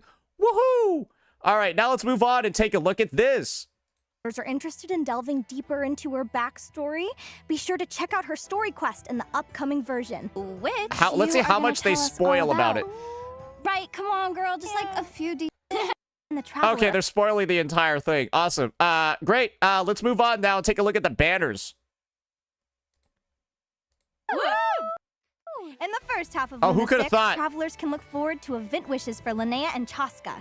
A new 5-star bow, Golden Frostbound Oath, will What a piece of shit. also be featured on the weapon banner. Golden Frostbound Oath. Yes, let's give the Geo character a weapon that says Frostbound. Because that's really an intelligent thing to do, right, ladies? Yeah, that's super smart. And in the second half of Luna 6, we'll have returning event wishes for Lauma and Nefer. Plus, a new Great. chronicled wish banner will become available.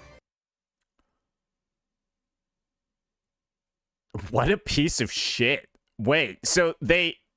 Why do they only have, like, half the Fontaine characters on there? Wait, why do they only have, like, half of them? Featuring characters from Fontaine. So don't miss out. Like, surely there's a second part to it, right? Okay, What? Where's Nouvelette? that brings us to... Where's Ryodsley? Where is Farida?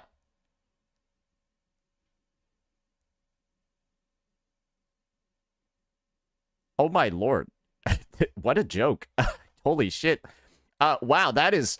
I don't think there's any explanation for that one. Yeah, they're just trying to scam you over here. Yeah, no, they're just trying to take a shit at you. Like a shit on you. I don't even know what to say. All right, apparently there's a new map as well. I've got it. It's Dornman Port, right? Oh man, we've been hearing about it from the people of Mondstadt since the game launched. Yes, you got it. Gosh. Dornman Port is located to the north of Cider Lake. Just head past the rolling flower fields and you'll find it no problem. Apparently, it used to be a key outpost for detecting threats, but It actually looks pretty cool, but like, how did it take so long for this to be added to the game? nowadays, And why is it it's so small? Mondstadt's primary port for commercial trade. Oh, that explains all the merch. Wait, never mind. It's bigger than Mondstadt itself. Yeah, that totally makes a lot of sense. And those Yeah, the port is bigger than the city. feels just like Mondstadt, don't they? I know, right? And we'll need to be on the lookout for old friends, too. Oh, hey, that's Lowen, right? The vice captain of the 5th Company. I mean, we met him in the last version. Yeah. Yes, you need to remind everybody that you met him because I'm pretty sure a ton of people played the quest. All right, I guess they're just going to be spoiling all of this, too. I guess we got a new character as well. But, wait,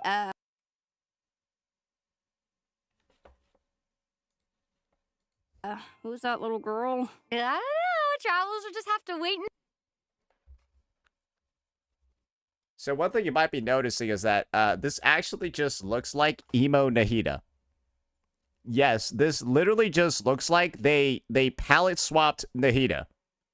I don't even know what to say other than this design is both bad and lazy at the same time. And I wonder what the lore explanation is going to be for why she has no nose and no mouth.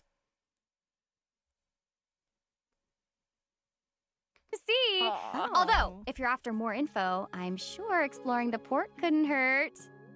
Oh, and do we also remember what our old pal Lieben told us? That beyond Dornman Port, on the summit of Windrest Peak, lies an abandoned sanitarium.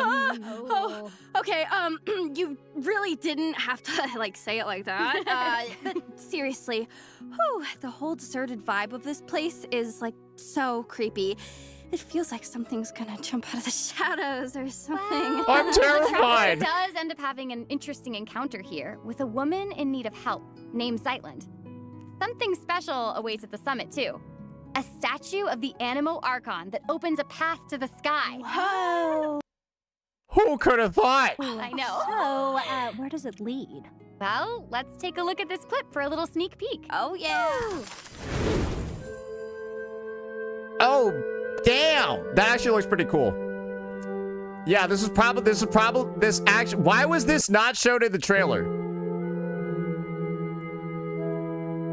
Wait, why would they show this stupid bitch collecting these stupid bitch robots and not this? Oh, they even got China in there too. Wait, why is China in Mondstadt? Oh, they got Japan as well? Why is Japan in Mondstadt? Oh, they even got Fontaine too? Why is Fontaine in Mondstadt? And Sumeru? Why is Sumeru in Mondstadt? Why are all these places in Mondstadt? Oh, they have Hell as well.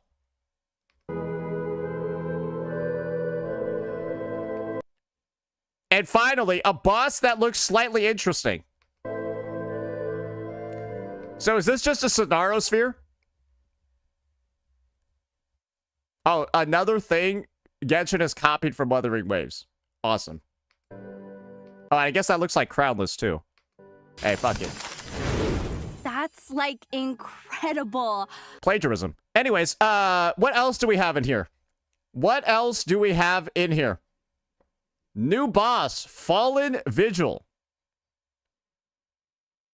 Let's take a look at that.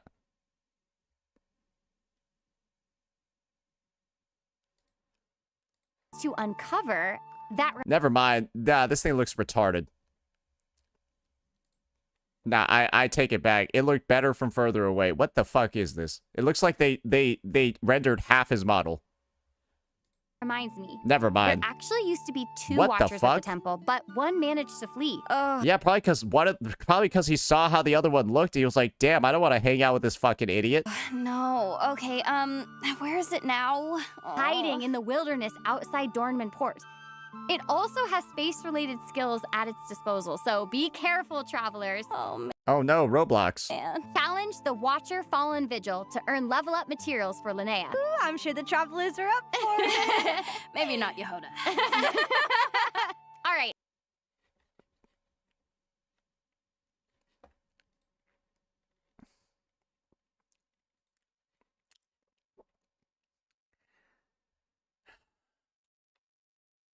All right, let's check out the main event. Oh yes, ma'am. And it's So why this bitch got 6 fingers here that in the trailer she had 17? Wait. So they refixed it in here, but in the trailer it still has 17. being hosted by the Voynich Guild. What? And the purpose is Wait, what? Bro, how did they do it where like she got the 6 fingers here, but then she got the 30 over here? Bro, these guys are so incapable, it's crazy. oh yes, ma'am. And it's being hosted by the Voynich Guild. And the purpose is free trade. The artist forgot to hide the layer? Yeah, your father forgot to wear a condom. So, I mean, you can buy anything from Mondstadt apples to weapons and equipment. Seriously? You can trade weapons? Guess this is not Cry we're talking about, but still. Yep. There are no explicit rules about what can Jesus, how long do they talk? Just show it. Cut out for her then? I mean, she is the curatorium's go-to employee after all. Oh, you have no idea. Especially with the big name sellers set to take part in the expo, Yehoda's gotta be extra careful not to get on their bad side. Wait, what if that even is? Underestimate What are her, they but doing? Are we sure she's cut out for that? No. Oh, yeah, she'll be fine. Partially because Nefer already called in the Traveler as backup. Nice. Guess the expo's all set. Do they just use this one unit to do like all of their animations for them? Yeah, with Like everyone so else is many like static. valuable weapons. Wait, let me just see that walkie animation again. Already Yeah, with so many valuable weapons. Nice. Guess the expo's all set. Yeah, with so many valuable weapons. Dude, that looks so bad. That looks like a PS2 game. Goods for Like, sale. was there no better way to render that? Conflicts are bound to creep up here and there, but Nefer has pledged to ensure the safety of all participants. Oh my gosh, so she has to juggle all those conflicts and play security? This is That's so boring. I'm sorry. This is like the most boring shit I've ever seen. What the fuck? This is insane. What are they doing? Bro, what the fuck? You're just getting too old? No, bro. They're like running a business or something. This shit is boring as hell. The target audience is going to think this is shit. All right. Yeah, that is a fucking disaster. Expo, so be sure. That is a test out her battle Dude, symbol. it's just Travelers will dialogue. need Bro, the entire thing's just observe dialogue. the rhythm of oncoming enemies and set up guard mechanisms to ward them off.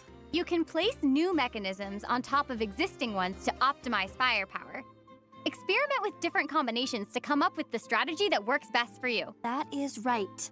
Make the most Bro, the out of lasers are just going through the mechanism's robots. Is that bugged? To come up with the strategy that works best for you. But they're That just is right. going through. Make the most What is that? out of each mechanism's characteristics, and the oncoming enemies won't stand a chance. Totally. All right, moving on to Navia's booth. Travelers will have the chance to test out the Nemusia mechanism, one of the Fontaine Research Institute's newest projects. In this battle of energy, travelers will be equipped with an experimental shield. With the right timing, travelers will need to switch between Numa and Usia alignments to absorb incoming attacks and charge up energy. Once enough energy has been accumulated, This is the most bullshit, boring piece of trash I think I've ever seen. This is what they decided to put in the trailer, bro. travelers can deal Improved Guizhong Ballista. The goal is to defeat enemies within the time limit to earn points. You can adapt your strategy to different battlefield conditions and defeat enemies to accumulate support progress. When support progress is maxed out, an overhead surveillance device will be activated, allowing travelers to target opponents with the massive firepower of the Guizhong Ballista. This doesn't look like massive firepower. After a while, high explosive ammunition will be provided, making the ballista even more powerful. Oh, I guess this just looks it looks so ridiculously easy. Like it doesn't even seem fun. Or Yeah. the exhibits. At the exhibit. Like, bro, It's they're really dying impressive. in like But half a I'm shot. Sure travelers are even more curious about what rewards might await them at the end of it all. No need to worry about that. The Voynich Guild never shortchanges its partners. Once preparations are complete, travelers can claim all sorts of rewards, Like? including Primo Gems and, get ready, this is like the most important part, okay? Drumroll, please. The chance to invite Yehoda to their parties. Wow. A 4-star character. Woohoo, look how excited they are. Dormelius. Apparently, they've invented a new form of visual media called flash cuts. I bet they use AI in this. Unlike traditional filmmaking, flash cuts condense fun scenes down into brief snippets. During the filming process, you can invite different characters to complete various shooting tasks and edit the footage by selecting different camera angles. Once your flash cut is complete, you can even watch the finished product. Plus, you can see Wow. what other travelers have come up with as well. That Oh, boy. is literally so cool. Please do our marketing for us. I guess that means it's time for travelers to get back in the director's chair. Honestly, the photo event in Wuthering Waves was like 7,000 times better than this. It was like, this actually just looks like shit.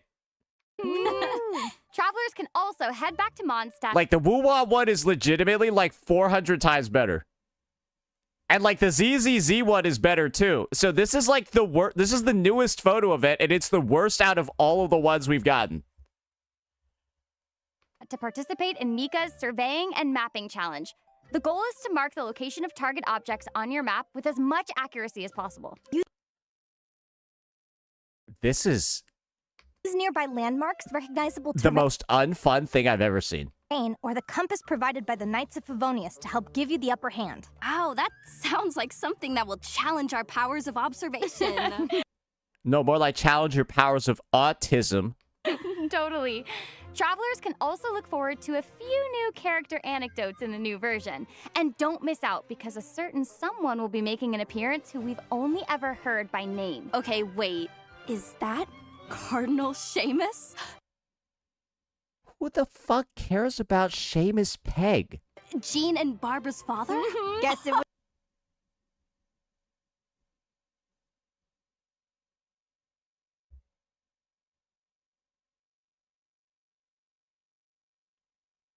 Their value as units just went down. wouldn't be Traveler's Tales without a few surprises. I love that. The Leyline Overflow event is also returning in Luna 6. Okay, great. Leyline overflow. Awesome. Awesome. All right.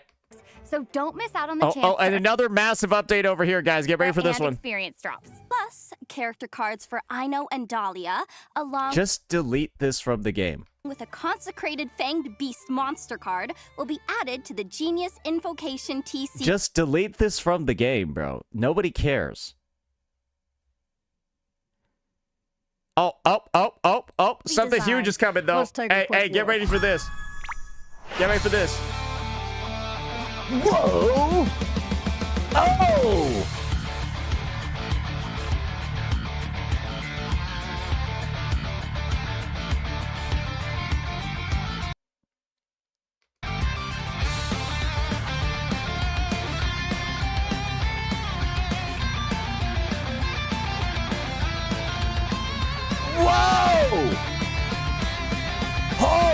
crap!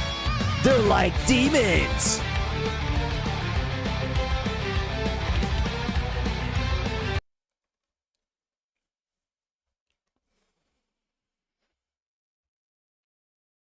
Yeah, people thought it was a child skin at the start.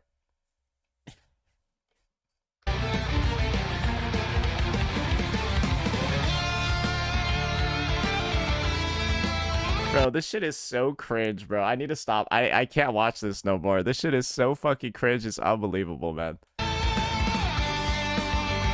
Bro, that was the gameplay that they showed. Oh boy, Millie Aster Wonderland. Woohoo! Oh my gosh, that looks so good. I love the whole knight and dragon vibe. Right? Oh, and with this update, mannequins can now pass the beacon to each other in the lobby. Plus, the lobby's capacity will be increased, so travelers can invite even more friends to join them. Travelers can also complete relevant quests to obtain free rewards, including prismatic crystals and a 4-star Academy-style outfit set. Oh, it's so cute. There are a bunch of other outfits being added in the new update too, so check them out if you're interested. In addition to the new outfits, this version is also bringing a few updates to the editor. First, an effects editor is being added, allowing craftspeople to edit special effects with more freedom. Second, the new version is expanding skill editing capacity. Craftspeople will now be able to edit sprint effects and other more complex skills.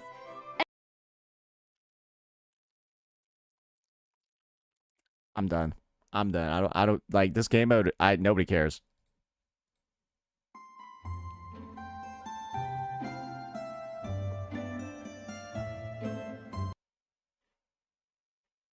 Dude, there's like 2 events in this update.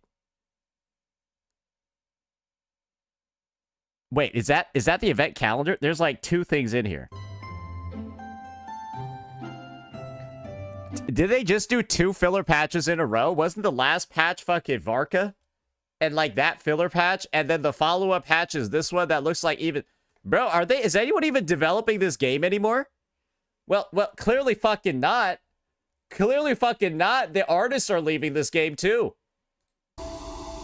Yeah, the artists are leaving. Looks like all the fucking devs are gone as well. What the hell? This is possibly the worst update I've seen in Genshin history. And I think this over here, this section, that's just like Avenolium Supermax. Or sorry, Avenolium is the Supermax of whatever the fuck this is. The worst version of Avenolium over here looks like the only thing that's slightly interesting. And no quality of life either. I think this is the compromise that these retarded developers should be making. If you're going to pump out filler patch after filler patch, and people can literally see that the game is slop, you should be bundling some quality of life fixes into it. Right? That should probably be the expectation, that if you're putting out some garbage, you should at least have something that makes it the rest of the game less garbage. But like, no, there's like no quality of life. It's just such a joke. Actually, like such a fucking joke. Wow. I think there's a reason why we didn't react to the Varka update, because I knew that was shit. And boy, I am not very happy that I reacted to this one, because this one's a pile of shit. So, yeah, just more par for the course for Genshin Impact players. Enjoy your slop. This is quite literally some of the most garbage stuff I've ever seen a developer pump out. And I am honestly disappointed that my take over here, right? The fact that they are this lazy when it comes to double checking, verify their artwork, lazy in how they use AI, it was indicative of the rest of this patch. This is a steaming pile of doo-doo water. Let me know what you all thought. Peace out. This is the meta? What is this?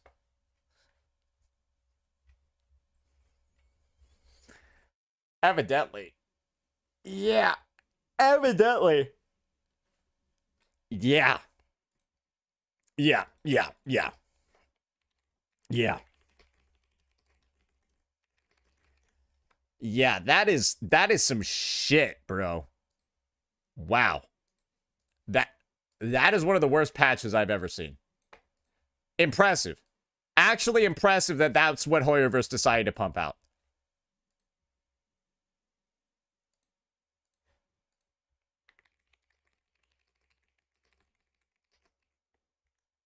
Good fucking God.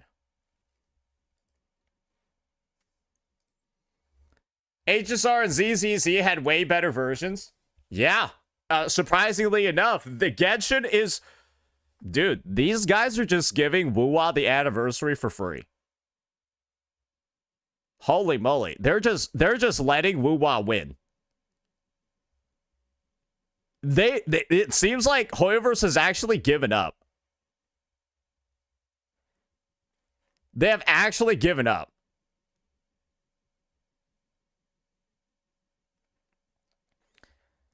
What a fucking joke, bro.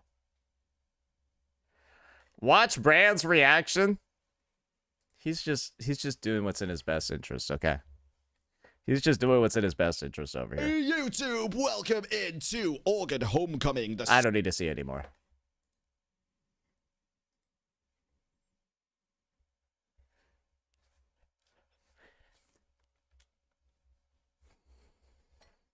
Bro showed up in a suit for that live stream? Fuck. That's rough. That is rough. All right. I'm gonna be honest. I need to go take another piss. I'll BRB. Yeah, I drank like a full cup of coffee and like additional water because I was feeling a little bit dehydrated. Yeah, I'm paying the price right now.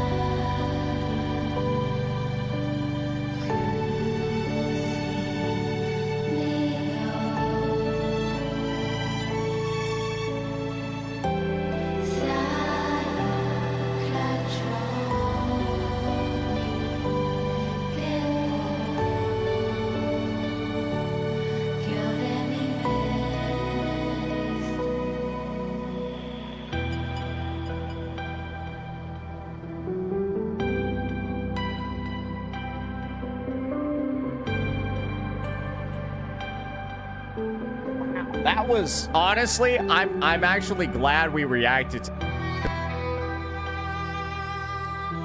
I'm actually so glad we reacted to that Genshin garbage. Holy moly. That was terrible. Legitimately terrible.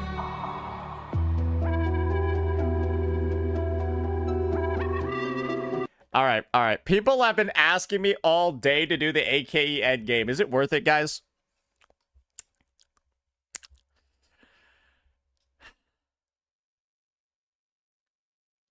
I heard it's really bad.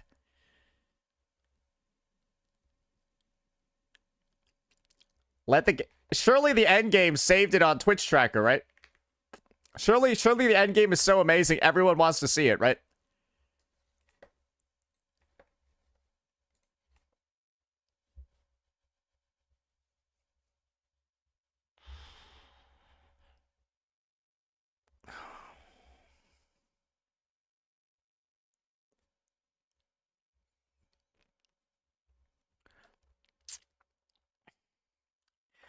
We'll save that for the end. Yeah, we'll save that for the end of the day. Yeah, when I'm happy to like Thanos snap my CCV while we're playing it. Yeah, we'll save that for the end of the day. Yeah, because that's gonna Thanos snap my CCV 100%. Yep. Yep. No, this game is some garbage. Nah, this game is shit. It is undeniably so shit. I don't think there's anything left to say. Wait, I want to see what the views are looking like in all the categories right now. Oh, congrats, AKE. You are literally the worst gacha. Congratulations. You are actually officially the worst gacha. Good job. You are getting mogged by HSR, ZZZ, Woowa. Look at Woowa pulling these views. Look at Woowa pulling these views in the middle of 3.2.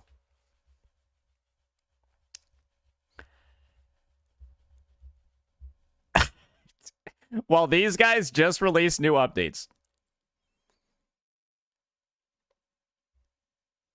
That's something else right there. That is something else right there. Even ZZZ is better. What's going on in ZZZ right now? Ooh, the Russians are going ham. The Russians are going crazy. What about HSR? Oh, they're going crazy here too.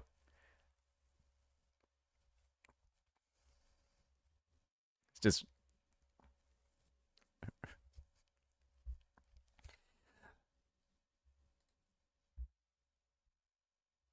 Ah, there we go. There we go. There we go. Everyone is waiting for the Sissia release. Glaive Crash Out.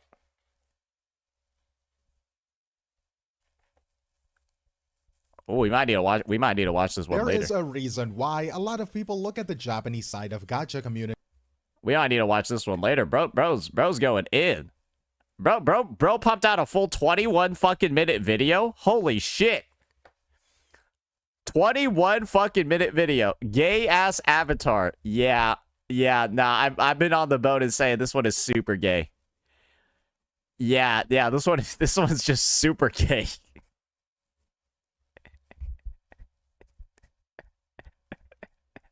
It is super gay. All right, let me save this one. Let me save this one. Yeah. There we go. Yeah, we'll save this one for later.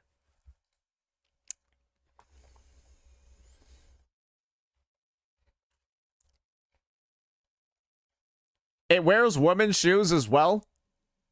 Why you call it it?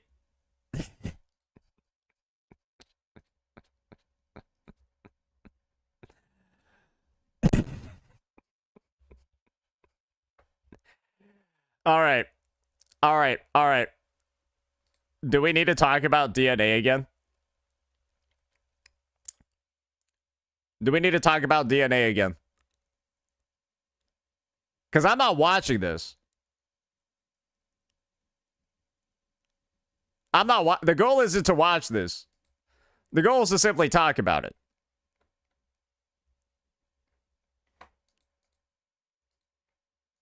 Wait a second. Hey, Aramis, repost your 404 link. Check the comments. Someone wants to get you killed. For real?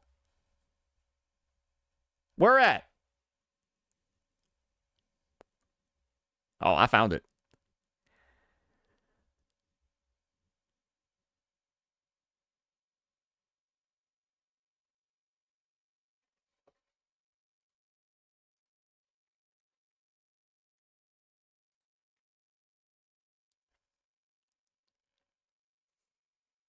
$152K views. Official game installs malware.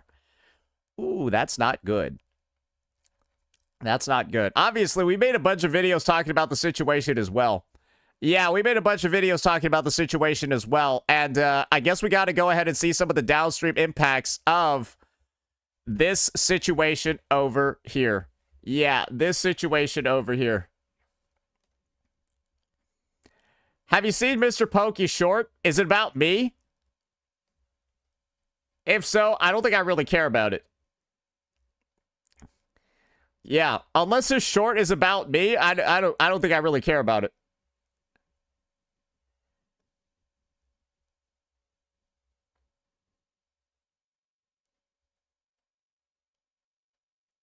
No, the Hiyuki one?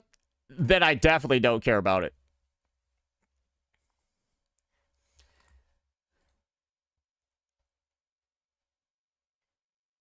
Check this John post for additional glue. What is this?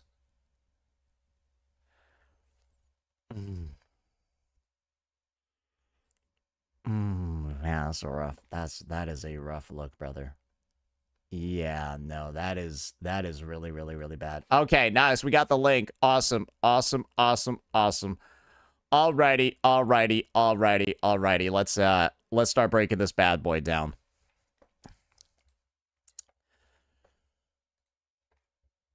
Alrighty, ladies and gentlemen, it is time for us to start addressing a situation that we all knew was bound to happen. Yes, it is the unfortunate downfall of Duet Night Abyss, specifically following the massive news that the game got hacked twice in the span of about 3 weeks, and on that second hack, well, distributed malware to its entire player base. And the insane thing that's occurred, right, is that you can clearly see that the engagement with this game has basically fallen off of a cliff, where the live stream for the Huazhu version, all of that, right, streamed live 7 hours ago, has viewership that only looks like this. That is, for a game, and if you know how live streams work and all of that stuff, this is really not good. And I think the evidence is pretty clear that the game has been written off by a massive portion of the population. And the kind of like insane thing is that you can see that this lack of viewership, this lack of engagement has spread not from just the live stream, it's also spread over to the version trailer as well, where we're at about a solid 3K views 7 hours ago. And boy, oh boy, it's pretty safe to say that that's not all of the issues that are apparent with this update, because Duet Night Abyss also made an official post regarding the Huazhu version, all of that, Firmament Unbound, gave out like all these details, are celebrating the half anniversary, which is interesting, right? And then they ask you to take a look at this official post over here on the website to get more details. But when you do that, this is what you get. Part of me is like actually scared to click this link in the fear that I'm going to get malware as well. And I do feel like that this fear is pretty much ever present across the player base, especially after the release of this video. Official game installs malware by the PC security channel. 152K views in 2 days, and it just straight up talks about the Trojan that was bundled alongside one of Duet Night Abyss's updates on Steam, its official launcher, pretty much every single source possible from where you can access the game. And that is really, really a bad look, isn't it? That is kind of an awful look. And it's pretty clear that this sort of representation is what's commonplace now, because all you got to do, right, is take a look at some of the comments on this trailer. You're going to notice a lot of them are getting downvoted, and yeah, maybe they're going to have to do some moderation to delete some comments as well, right? All you're seeing is a bunch of positive stuff up here, but as you start scrolling down, well, this is where stuff starts getting a little bit stinky. Hope the story is good, and hope the game can somehow turn things around for the better. Given the game's current poor state, what was shown in the live stream is too generic and ineffective to attract new players or bring back those who dropped the game. One of the updates of all time, and you're seeing that these posts have a fair number of likes, actually the most we've ever seen, but the fans of the game are mass disliking these to bring them down all the way here. Is it true that this game have malware?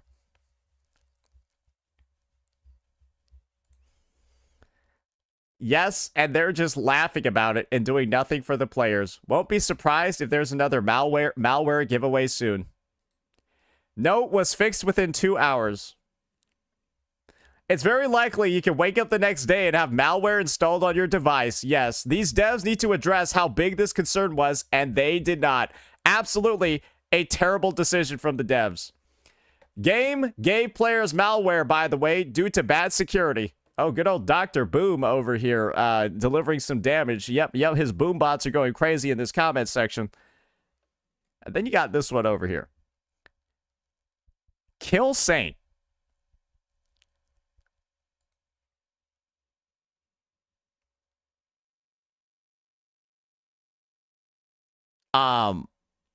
yeah, I mean, that is definitely something something crazy to see in the comment section of a version trailer. And the realization that most people are probably going to have at this point, right, is that this game is pretty much just done. I don't really think that there's any recovery that can actually end up occurring because of the massive amount of fuck-ups that, unfortunately, I don't feel like the player base has felt like they've been resolved properly. And when you see that the developers themselves are making comments like this on the broadcast, looks like Duet Night Abyss is doing pretty well.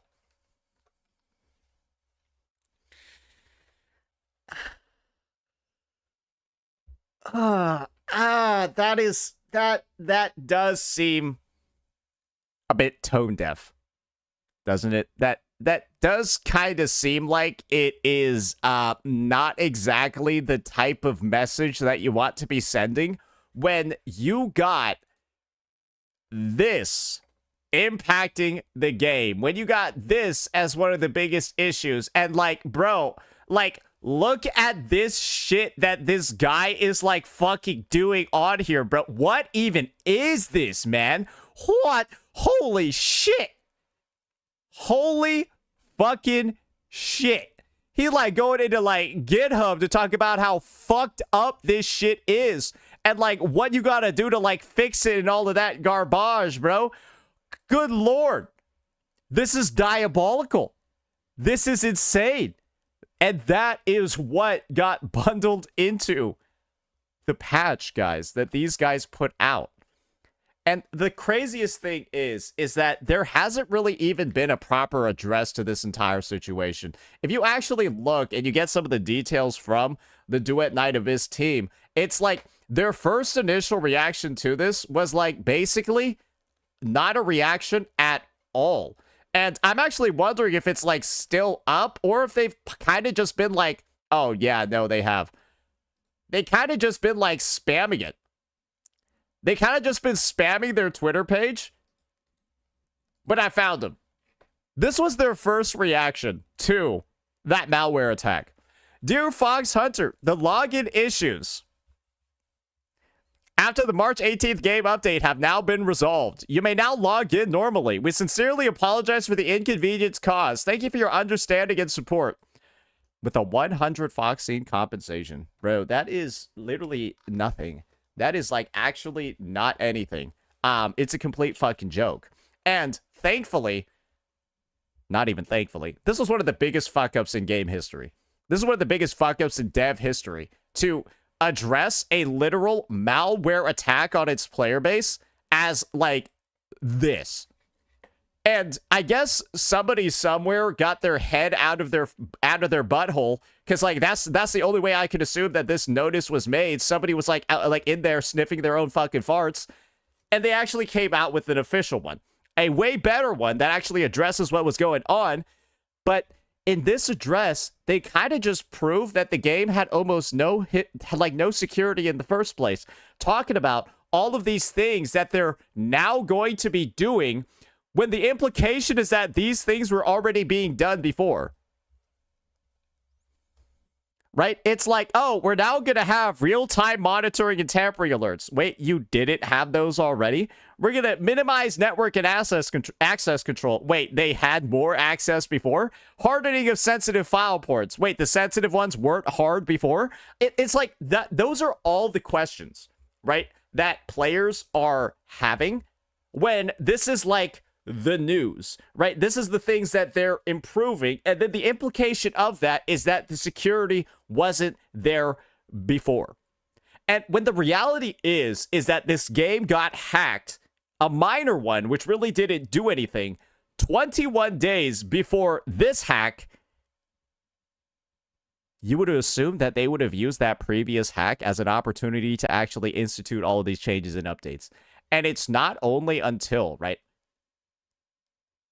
shit like this is occurring with malware of this level that's literally going to go in, steal all your fucking passwords and shit like that, right?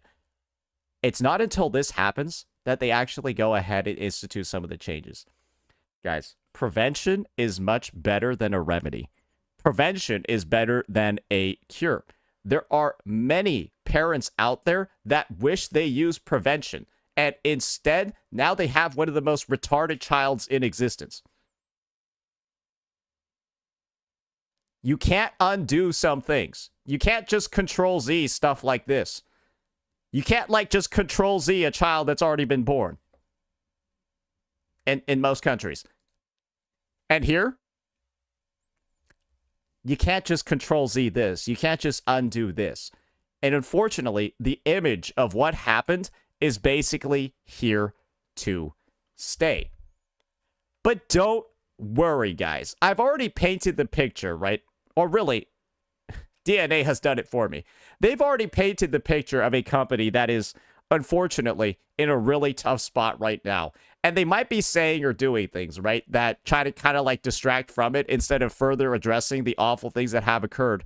And, well, it looks like there are some content creators out there, ladies and gentlemen. There are some content creators out there that apparently have no actual morals at all. Because despite all of this absurd news, despite the fact that the issue hasn't been properly addressed, and the game is definitely liable to get hacked again and possibly, put a lot of people under some financial duress, or really like security, emotional duress, because they would have to deal with this. Well, you got to look no further than this, ladies and gentlemen. Boy, oh boy, do I have... Would you look at that? Would you look at that? Some people, even after knowing everything going on with this game, everything that's happened, all the security breaches, all of that, hashtag ad. Give me that bag, brother. Ooh, let me get the bag, brother. Ooh, let's do it. Give me that sponsored link. Anything for money. Bro, how tone deaf do you have to be as a content creator with an audience? How tone deaf do you have to be to advertise a game that distributed malware to its players?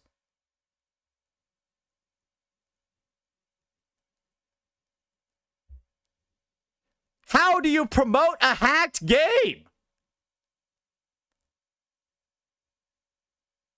I would understand, right, if this was maybe the version after the hack, where it's been verified at the very least that their security is up to spec.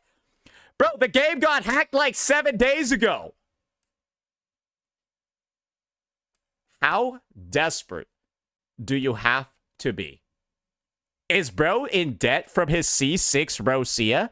How desperate do you have to be to advertise something like this? Are you broke? Are you legitimately a bum?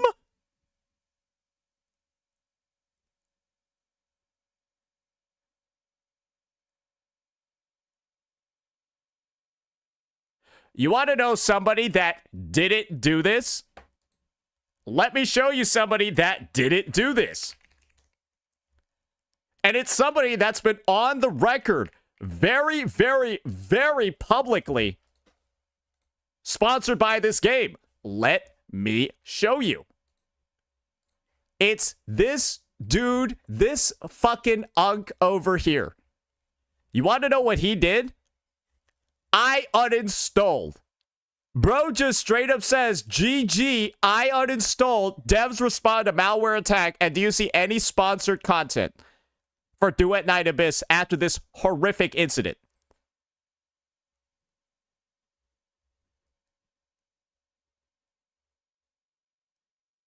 Actual W over here for sticking to baseline general morals when it comes to an audience. Talked about, apparently in this vid, talked about how he likes the devs, but this incident is so bad that he can't support them any longer and cannot continue the partnership with them any longer. How broke do you have to be? Genuinely, how desperate do you have to be? And it really does beg the question of, right? Anyone who's taking this deal on and deciding to, like, as well. Are you not by proxy just suggesting that your audience get hacked as well? You don't even know if they've actually fixed it yet. You don't actually know if this shit is resolved. Bro, look at the timing of this fucking announcement. This was on March 19th. It's only March 27th. You don't know if they've actually fixed anything yet. And so that's why I said I could understand it more if it was the version update after this one. But the one directly afterwards, within like 8 days of this hack occurring?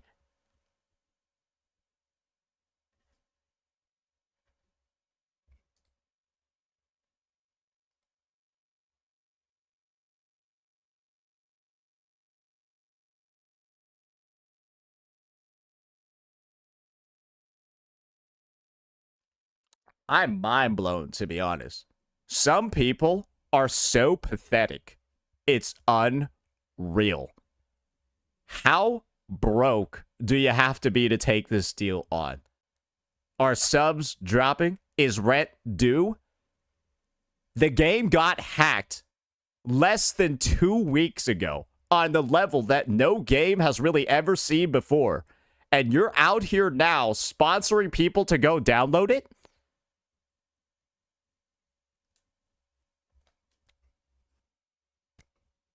I don't even know what to say. Sometimes the stories just write themselves, don't they?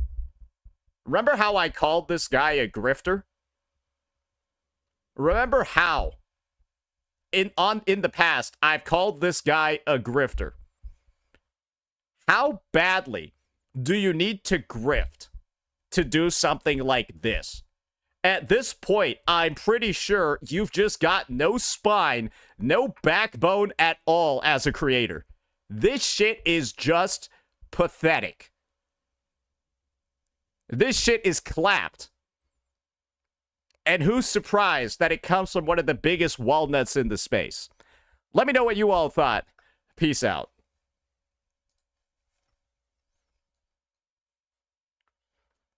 Good Lord. Like, Jesus Christ. Jesus Christ.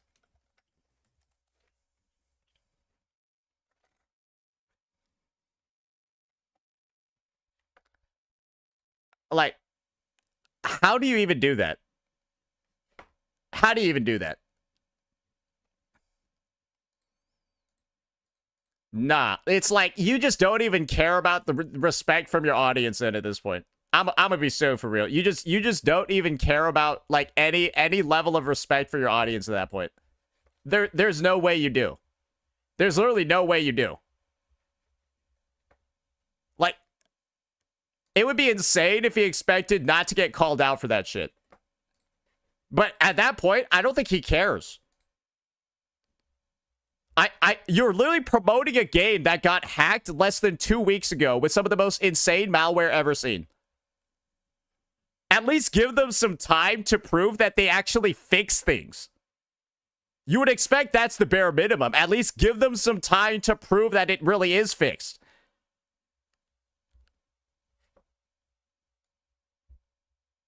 Good God.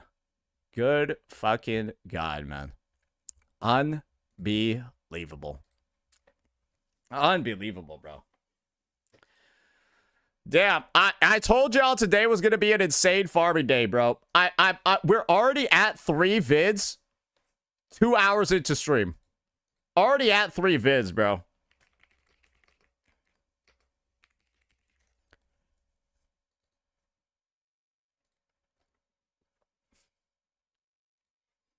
ZZZ endgame now. Go fuck yourself. I am boycotting that game.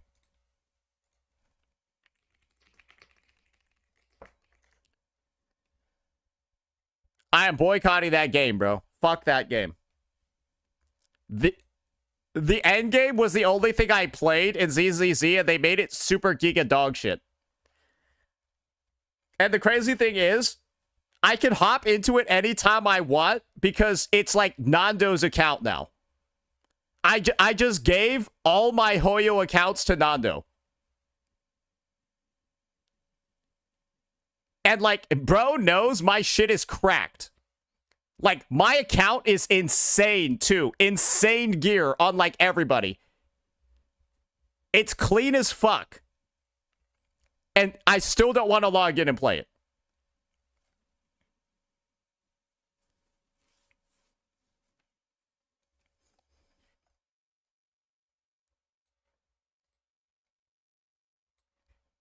You have Hugo. That shit is bricked. Yeah, totalize was actually meant to represent, like, what a total means in a car crash. Because that means the entire shit needs to, like, be replaced. Yeah, no, they totalized his kit.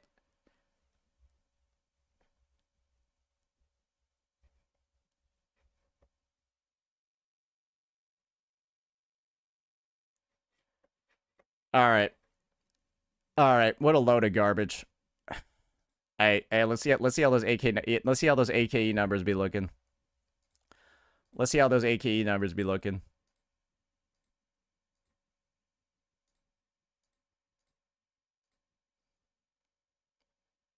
Oh, how'd it go down by 400?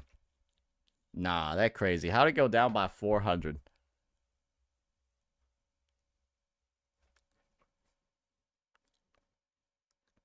Bro, it went down by 400 while I was busy doing some stuff.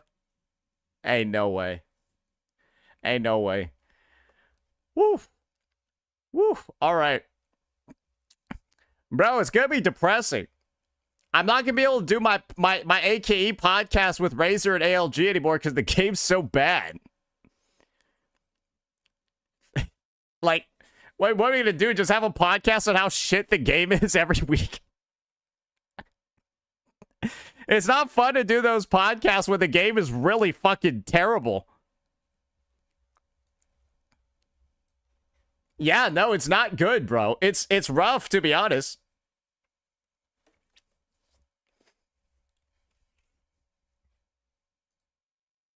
Loot bar and Doro situation was removed.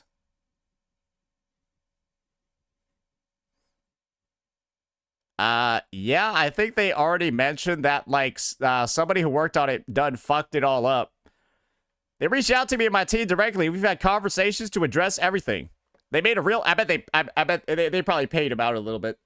Yeah, I bet Doro got a bag. I bet Doro got a bit of a bag. Imagine sponsoring so many streamers for them all to quit. Yeah, well, I would really love to do a video at some point where we just look at how much people have actually been playing AKE. I'm not gonna lie, guys, I haven't logged in for 3 days in AKE. I don't care, though, because, like, the game's not giving me really a reason to log in and play it because it's so fucking bad. It's literally just so shit, it's crazy. You know it, I know it, we all know it. It's garbage. So why don't we go ahead and talk about a better game?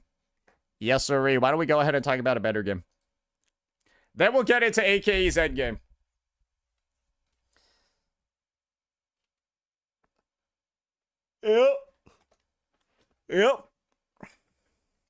Yep.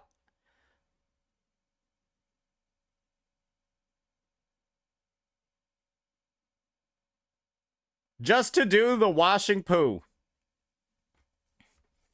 Yep, just to do washing poo. Check this out. What is this? Bro, oh, wait, no, that's an old link. That's an old link. What is this one? NTE, Juyan, character PV. I don't think I care enough. I don't think I care enough to do individual trailer reacts. Because I got too much... maybe we'll do this one later.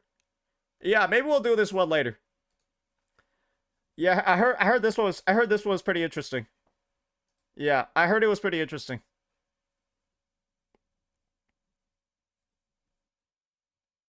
What are you patching? Fuck!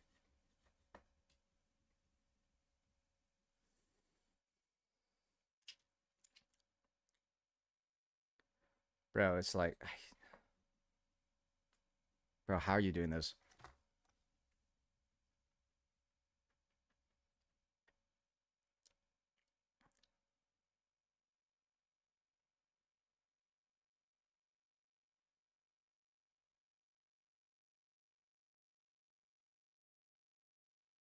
Patching the Bitcoin miner. That's AKE. I'm pretty sure AKE has a Bitcoin miner in it. That has to be the only way that they're making money on the game.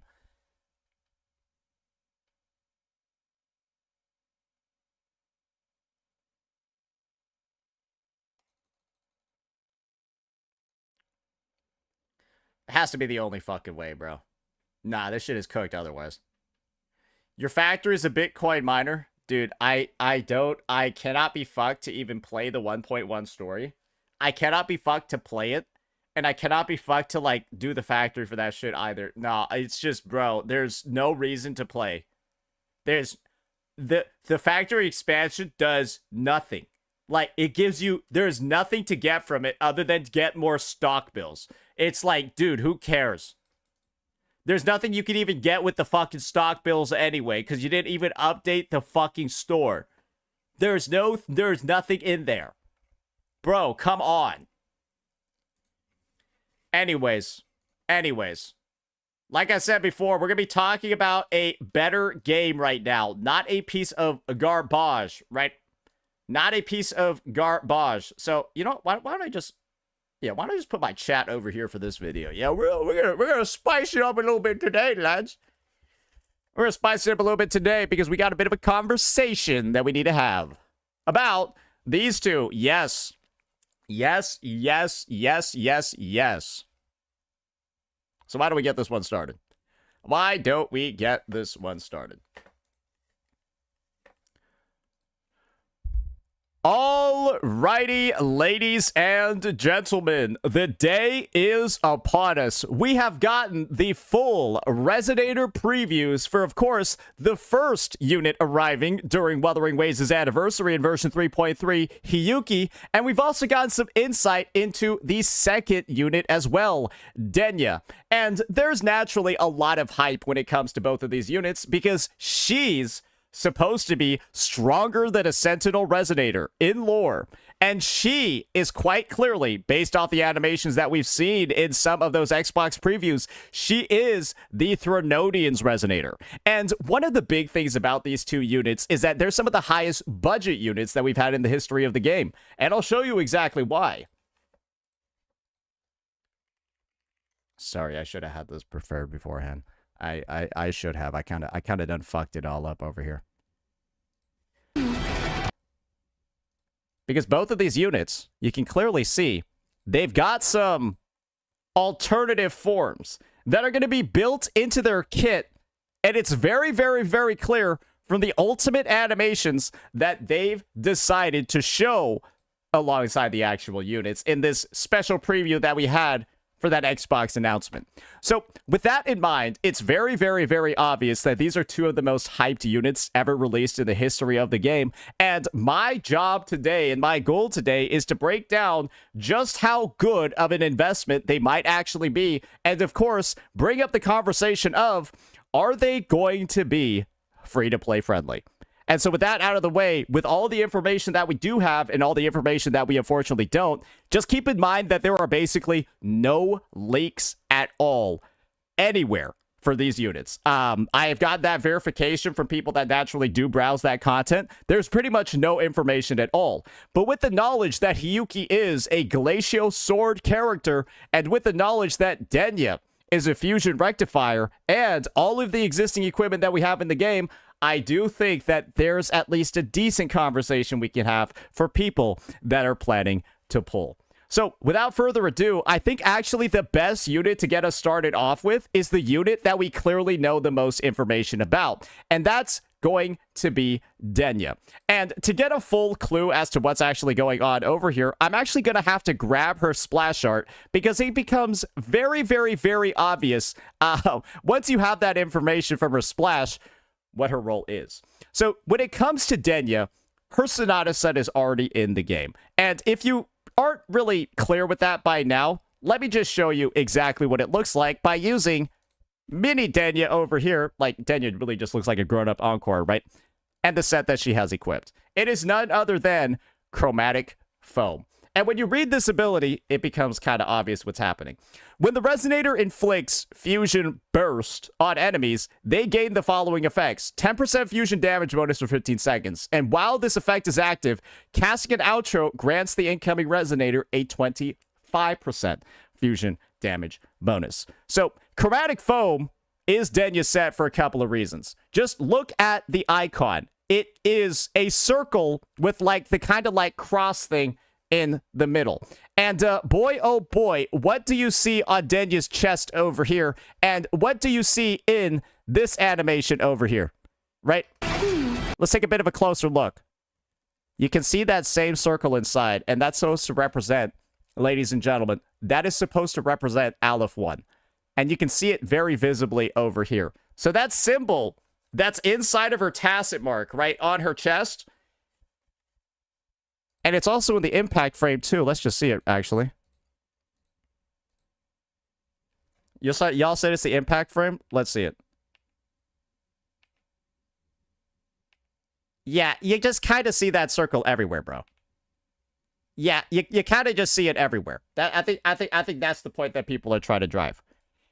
It's clearly hers, right?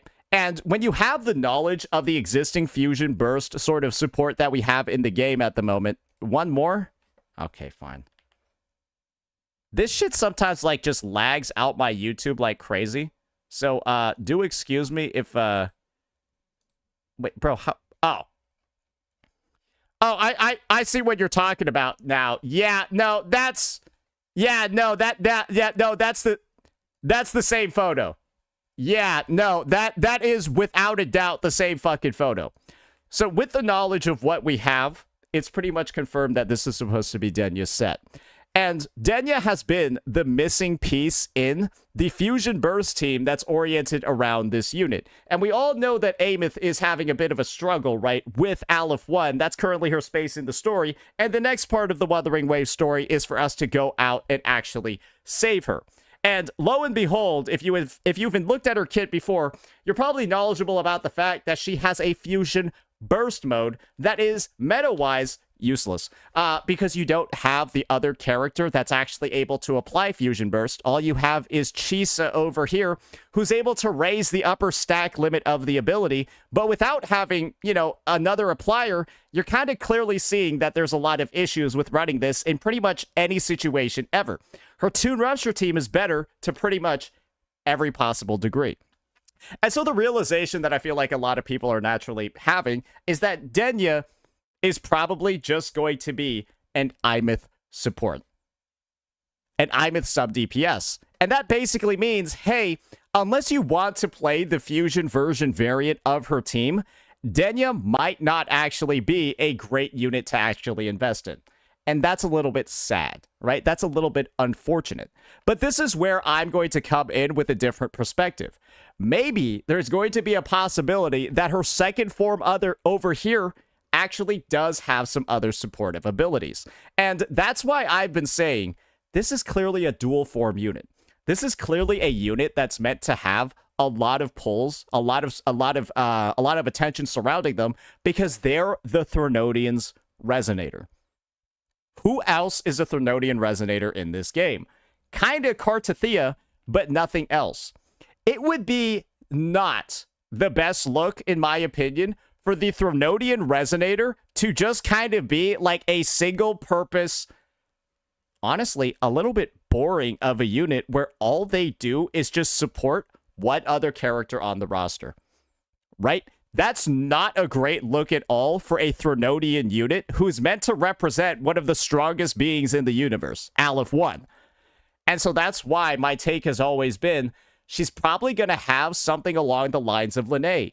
a dual resonance mode where she's able to, right, maybe take on a different role when it comes to how she's going to support people. And I think that this is one of the things that might actually occur. She might have a mode that straight up converts all of her fusion damage bonuses and stuff, everything, to Glacio. Because, right, I think her baseline form, you got like the red gloves and everything, right? But it's called chromatic foam. Chromatic means across an entire color spectrum. And her gloves over here are blue.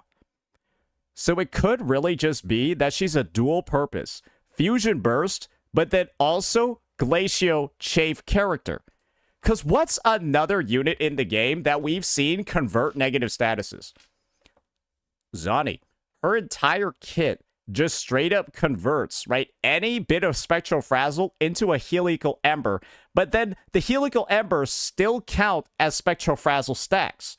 And I'm hoping, right, and it would make a lot of sense for this unit to have a similar sort of conversion, maybe as one of their resonance modes, where Fusion Burst stacks get converted into Glacio Chafe stacks, and they basically count for the purposes of the Chromatic Foam set. Because the wording over here, it feels like they could just do the same exact thing, but then make the Fusion Burst stacks turn into Glacio Chafe. And I know Kuro doesn't really go with colors that often, but red over here does mean fusion, and I think it would be pretty neat, and also lore-friendly, and also befitting of a Threnodian Resonator for her to have a resonance mode where Fusion Burst, all the fusion damage bonuses, all that, it's just converted to Glacio Chafe and Glacio damage as a whole. That's my personal take. And if Kuro doesn't do this, I'm honestly going to be very surprised. Or at least if they don't do anything dual resonance mode-wise, because that would just make this Threnodian tier Resonator really feel lacking. At least in my opinion. When they've been hyping this sort of stuff up, you know, with Siren, all of that, they've been hyping this shit up for a very, very long time. Since actually, like, you know, like, honestly, since, like, version 2.8.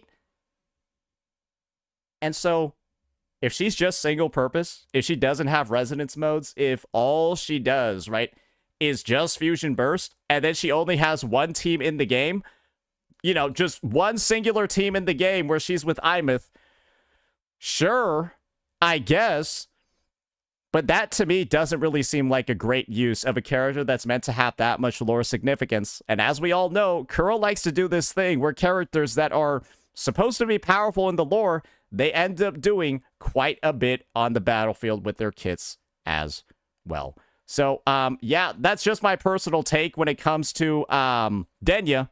Now, let's talk a little bit about her actual weapon options, all of that sort of stuff as a rectifier user. I'm going to be honest over here. Depending on how long you've played this game, Denia probably has some decent options that you're going to be able to go with right off rip. And the best way for us to do that is just go over to the gallery, take a look at weapons, and of course, just scroll all the way down to take a look at the rectifiers that are available.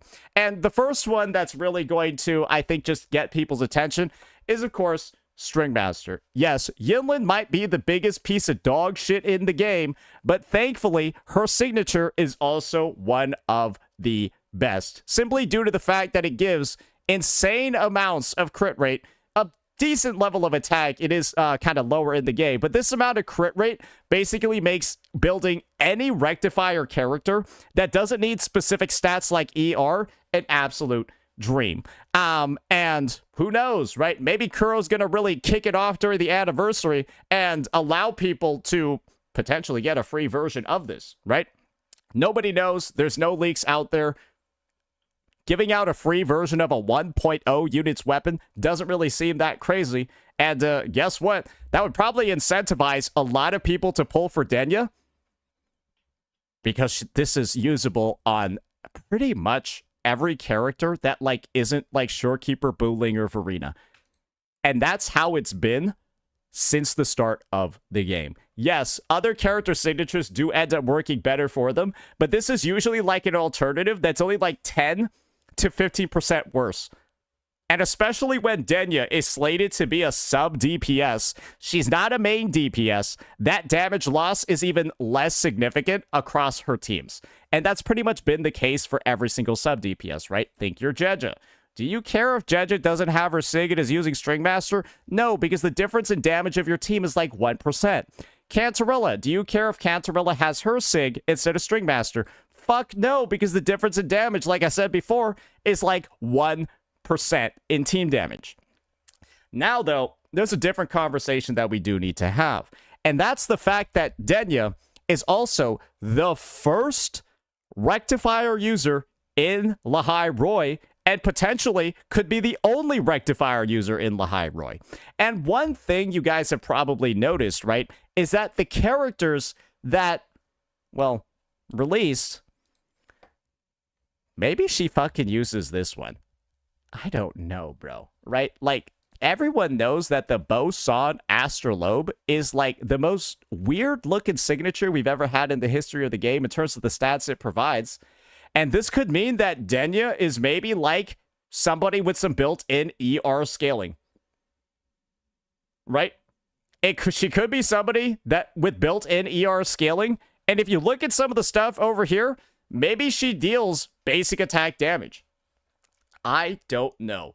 Or maybe this thing is just designed to be like the biggest bait in gacha history on the standard banner. Because guess what, guys? This thing is some absolute fucking shit. Nobody uses this because the stat blend is 525 attack and 38.8% ER. What is the fucking point of this? Who's supposed to use this? What is it good for? It's such an odd blend of stats. And while, yes, it is easy to activate a Tomb Break to get its damage bonus, who the fuck is supposed to use this shit? Maybe it's for Lucilla's, right? Maybe it's for when Lucilla releases in a future version. But like I mentioned before, Denia is the first rectifier user in Lahai Roy. So be on the lookout. Save your standard pulls just in case. Save your standard pulls just in case she's actually the user of this thing. Because that would be pretty solid as well. And we've already gotten a history that Lahai Roy units end up synergizing very, very, very well with some of the new standard weapons that have been released. For example, Liu Curson is one of the least signature-reliant units in the game because Pulsation Bracer exists and basically perfectly matches his fucking kit. And it could be that Denia is also in that same boat, and she deals basic attack damage and then, like, scales off of ER in, like, some odd fucking way. That could entirely be the case as well. And maybe Denia is going to be our first character that doesn't want, like, any crit at all.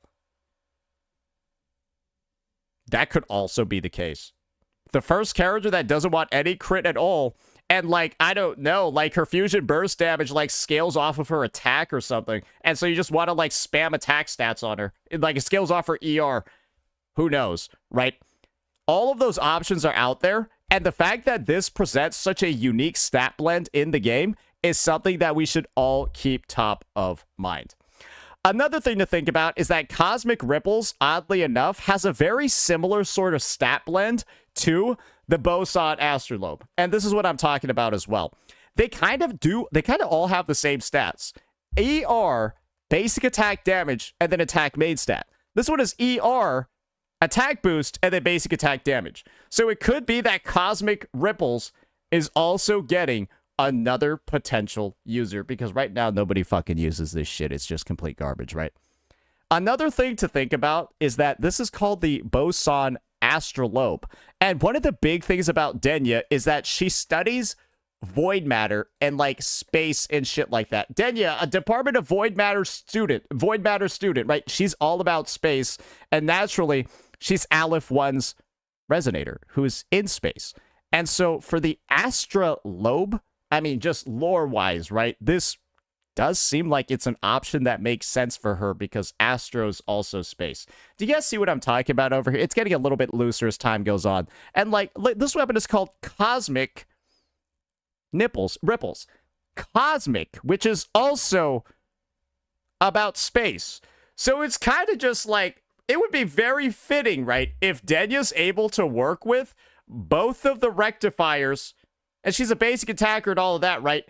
Both the rectifiers that mention space in their name. Otherwise, right, when it comes to like stuff that's going to be available, Waltz in Masquerade is also probably going to be a very, very, very solid option for her, due to the fact that it's a Ridacita craftable, and it just buffs your attack like crazy when you deal damage to enemies with negative statuses. And remember, guys, she's all but confirmed to be the Fusion Burst character. So when it comes to lower budget options, this one's going to be there as well. It's very easy to get at R5, and it's entirely something that everybody can do. So yeah, to me, Denia looks like she's going to be one of the most free-to-play friendly units. From the perspective of, it shouldn't really take that much to build her, because she already has the free-to-play option over here, just based off of applying negative statuses, and, well, this thing performs adequately. It's not bad. It's actually pretty decent. Yes, having String Master is usually better. Yes, I think it actually does outperform Cosmic Ripples if you don't have the effects required for it. And of course, if you have any other signature weapon with crit, those probably might be better. But like I mentioned before, maybe this is a sign that she's one of the first characters that really doesn't want any crit at all. And we'll just have to see. But yeah, rectifiers do feel like they're in a comfortable spot. And being a rectifier that applies negative statuses, even a more comfortable spot with this bad boy over here. Now, that's going to be Denia's overall overview. Now it's time for us to talk a little bit about good old Hiyuki. Yes, we're saving this character for after Denia for a very specific reason. Because we have almost no information at all about what her fucking kit is going to do. The only thing we know is that she's Glacio and that she is a sword. And this is why I've been saying that I feel like Denia is going to be a dual attribute character that has a resonance mode for Glacio Chafe. Because I think that this is going to be a Glacio Chafe DPS. And the reason for that is extremely simple. Because we have no other existing sort of support in the game for anything Glacio related. Yes, the only other Glacio sub DPS that we have, ladies and gentlemen, is fucking G-Jaw. Yes, all we have is G-Jaw, who is a Carlotta slave. That's pretty much it. And unless Kuro wants to do something goofy as fuck, right? Just goofy as hell, like make Hiyuki a Glacio Resonance skill damage dealer when we don't have any other limited damage types for anything else Glacio, Jedge is probably not going to be a very good pick for her. And then you kind of look at the rest of the roster and you're like, oh yeah, there's no other fucking Glacio units over here. So who would Hiyuki even work with in this context? And my personal take is this. I think Hiyuki, all that talk about her being stronger than a Sentinel, stronger than all of that, that looks like it's a sign to me that she probably might have dual resonance modes as well. One that's like a baseline damage type, and then the other that's the Glacio Chafe mode. And that would also sort of coincide with the fact that Denia might have that alternative form as well, with the blue gloves to apply Glacio Chafe in a similar way that she applies Fusion Burst. And then you would have Denia supporting the Hiyuki team with Glacio Chafe, and then Denia supporting the Imith team with Fusion Burst. That seems like a good role for a Threnodian Resonator, right? That seems like it would fill in that sort of like lore significance that a Threnodian Resonator should have. That's just my personal take. I think it makes a good bit of sense, and you're free to disagree, but I do feel like I'm cooking a little bit over here. I feel like I am not burning down the kitchen. We're at just the right temperature. And so with that in mind, I think Hiyuki's probably going to have two separate damage types that she focuses on. And the unfortunate thing is, guys, I think it's really hard to nail it down. Because she's definitely not in a position to have a lot of baseline Glacial support. So what this means is that, who knows, maybe she actually works with Lene. That would be a little bit annoying, though. But if Hiyuki is a Glacial Liberation damage dealer, then I guess that means that, oh, she takes the Toon Rupture team that Imeth had before, and now you're meant to use Imeth in the Fusion Burst team with Denia. That could be something that occurs. And then they kind of like swap back and forth. I'm going to be real. That is a possibility that makes a lot of sense. Hiyuki gets a Toon Rupture mode or something like that. And then when you pull Denia, you get the decision of, okay, I'm going to go play the Glacio Chafe Hiyuki team here and then use the Toon Rupture Imeth team there. Or the Toon Rupture Hiyuki team or the Toon Strain Hiyuki team. That could be good too, right? I think Hiyuki could easily be a Toon Strain character as well. The Toon Strain Hiyuki team or Toon whatever Hiyuki team, and then the Denia team with Imeth and Chisa on the other end. That would actually make very, very high value sort of pulls for a lot of players, would make it very easy for people to pull as well, because if you have Imeth's team, then theoretically you would have Hiyuki's too. That would be a lot of value though, and I'm not necessarily sure if Kuro wants to go with that. But the thing is, it's like, that's the unfortunate part. When we've got so few details about these characters' kits, it doesn't make it pretty clear what direction we're actually going to be going. However, what we can have a conversation about, now that we've discussed all of those, is this. Damage types. Because one thing is clear. Even if a character does end up being negative status focused in their kit, and I'm just going to be honest, I am 100% certain that this character is going to have Glacio Chafe, because otherwise, like, then the Japanese character wouldn't work with the Japanese character. That would just be a sin, wouldn't it, when we only have 2 in the game? Let's go ahead and start taking a look at the weapons. Because every negative status unit, right, they end up dealing something related to a damage type. Cardathea is the one that seems to be the least damage type oriented because she kind of just does a mix of everything when it comes to arrow, but she is technically mostly basic attack. With Zani over here, she's kind of just spectral frazzle damage, but you do like having heavy attack bonuses on her as well. And the good news is that when it comes to swords, you got a lot of good sword options in the game. And they essentially encompass almost every single damage type we've ever fucking seen. Let's go through the roster. For Echo skill damage, right? Maybe Hiyuki is an Echo skill damage dealer. Could be the case. Emerald Sentence over here, Chu Yan's weapon, right? Oh, wait, no, this isn't the Echo skill. This is the heavy attack weapon. Fuck it. If she's heavy attack damage, right? Great, you got Chu Yan's signature. That gives 60% heavy attack. You got Resonant Skill damage. I guess you got Laser Shearer. This is like the most weird fucking weapon I've ever seen in the game. I'm going to be honest. I don't think this is Hiyuki's, though, for a very simple reason. Because then that would mean she's Resonant Skill and Glacio damage, which is like fucking stupid, right? Yeah, who is this?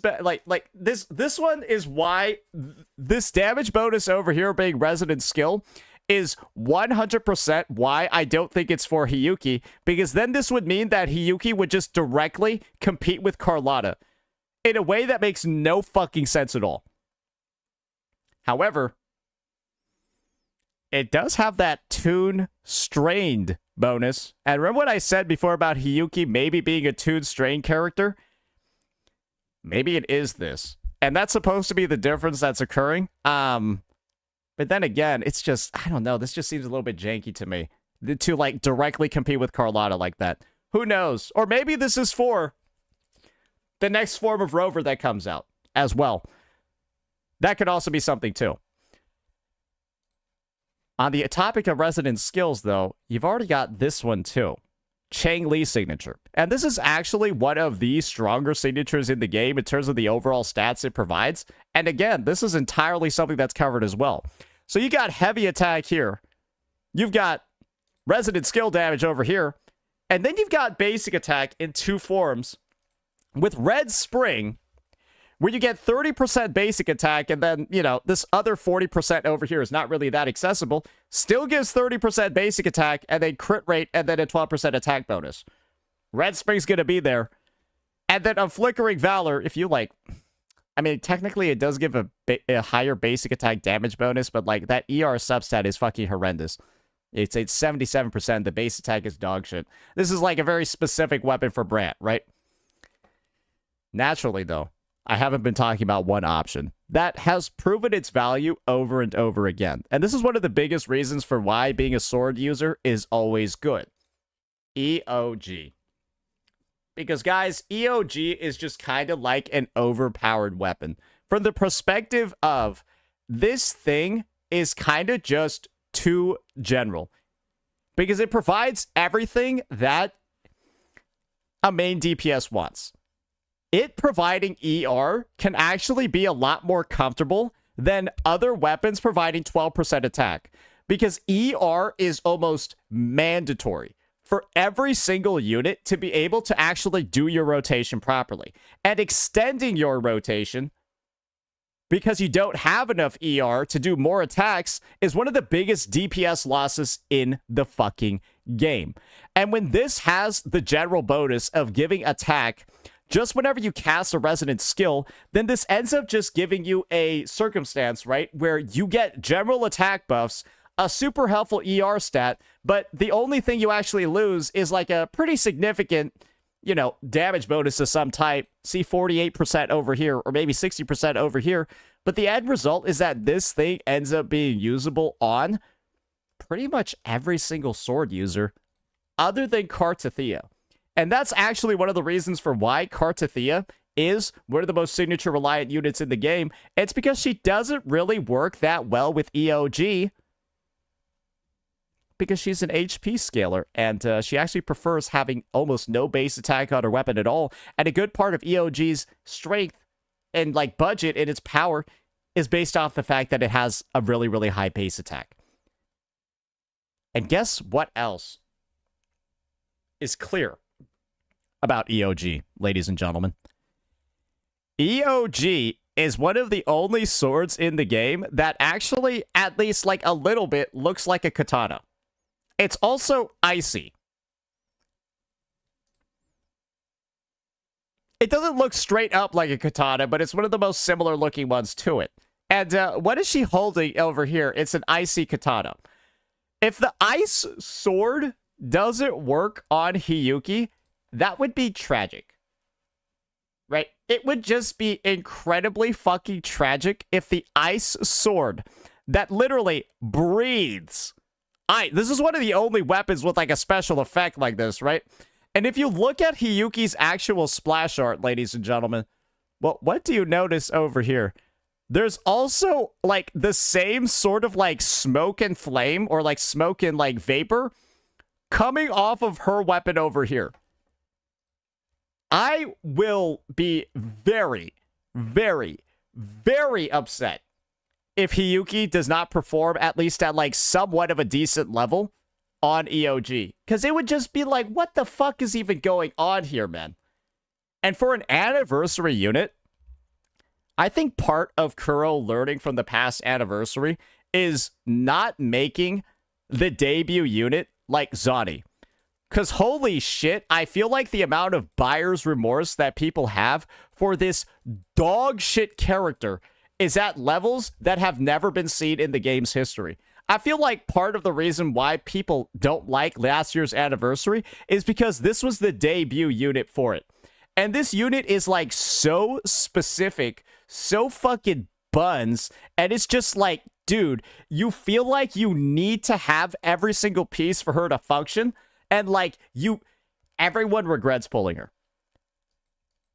Most people regret pulling her. A good part of the population regrets pulling her, right? I think the best way for them to deal with that is to have Hiyuki, right? This character be, like I mentioned, that dual form unit, where one of them is the specific Glacio Chafe version, while the other, right, is way less team reliant, way more general, and has, you know, maybe like, you know, lower damage potential in their free-to-play teams, but they actually do have free-to-play teams. And I think that would be the perfect way for them to start off this anniversary with a bang.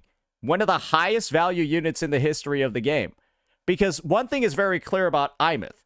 She does, on the surface, appear to be high value based off the number of teams that she can run, but one of the unfortunate things about her kit is that she kind of requires premium teammates to really have like a baseline level of performance.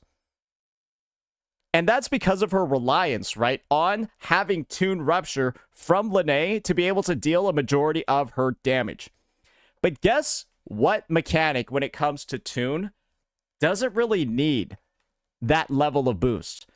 Luke Herson has surprisingly been one of the best pulls value-wise in the game, simply due to the fact that instead of being Toon Rupture, this guy is Toon Strain.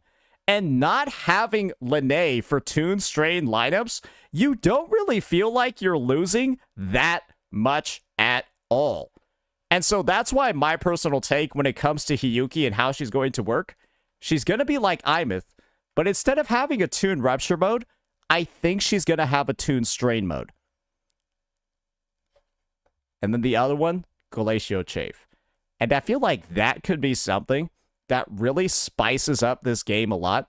And of course, with her having a Toon Strain mode, she would feel a lot more free-to-play accessible, especially compared to a unit like Imeth. And if she also has the bonus of being able to use EOG too, well, boy, oh boy, this could be the best pull for free-to-plays since Luke, which is not really that far long ago. But let's just say that Kuro's been putting out some very free-to-play friendly units as of late. And having a unit like this debut on the anniversary, well, let's be honest here, that would be one of the greatest gifts to the players ever. And if she does have that Giga Premium team as well, when it comes to Glacio Chafe, and then Denia also has the dual forms, where she supports Glacio Chafe too, then that lets Kuro get their bag from the whales as well, right? It's kind of like a 2-for-1. Have a free-to-play, a way to satisfy the free-to-play units or the low spenders. And then on the other end, directly drive sales for Denia and Chisa as well on the other side. That's what I think is going to occur. I think there are lore reasons for all of this happening and lore reasons for all of it making sense. Hopefully, that's the future that we end up having for this upcoming release. And of course, like I mentioned before, even if you're watching this vid after leaks and all the info has come out for the units, we've been making it with absolutely no knowledge at all for what's ahead. So the main thing is, have your EOG ready, and on the off chance, right? On the off chance, and I've been saving my standard pulls for a reason, that the Bosan Astrolabe is actually really good for Denia, just save your standard pulls for now. And maybe you'll find that you get a really high value exchange out of it later. Because this thing has such a unique and retarded blend of stats. Surely it actually has a user, right? And it's not like it's not just like there to like you have to select it too. So it's like surely it has a fucking user, right? Like surely you can't get it accidentally. Let me know what you all thought. Peace out.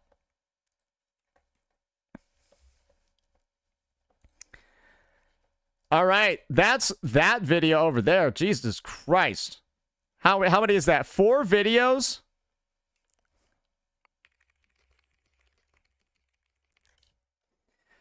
Four fucking videos already, bro. Damn, we are on a hot streak.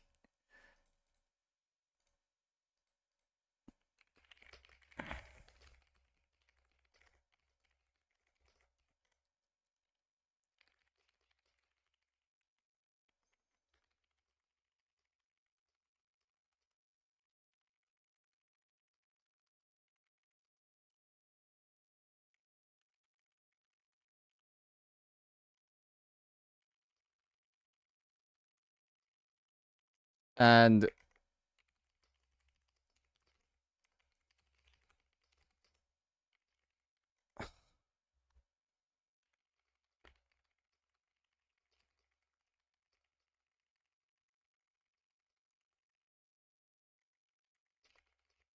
sorry, I'm just writing my editors right now. Feel free to delay the...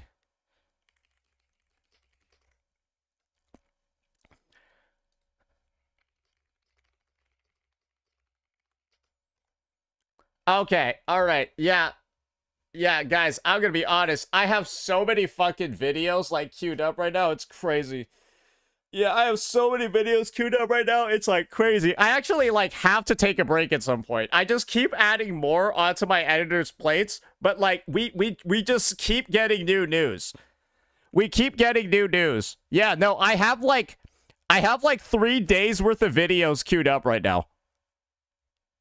I'm not even joking. There's so fucking many. And then a TOA reset in 2 days as well. I fucking forgot. Dude, this week has flown by. This week has legitimately flown by. Yeah, no, I should probably take a break tomorrow. I think I have to take a break tomorrow. Otherwise, there's going to be too much stuff and I'm going to like lose track of videos. Yeah. Yeah, I might have to actually drop one right now, which feels bad, but like, you know, it is what it is. Yeah, I might have to drop the 7 Deadly Sins video.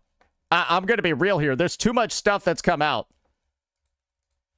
That and I did an absolutely diabolical farm with that Hiyuki scam vid. I will be real with you there. I did a diabolical farm on that one. Nah, like this is... I will be real with you. This is... what I did here was unethical. How did I just casually double dip like this? This is truly an impressive maneuver. Like, this was truly just an impressive maneuver to just be able to double dip like this right after I made a video talking about it. I am going to be honest here. I am going to be honest here. That vid is a scam. No, it's not. No, it's not. It's just like I'm just hyped for the units, bro. And I'm expressing how hyped I am.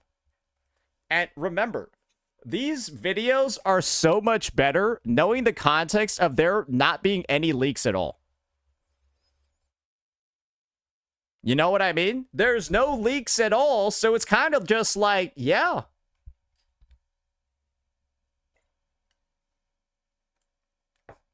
How is Hiyuki a scam? That question is answered in the first minute of the video.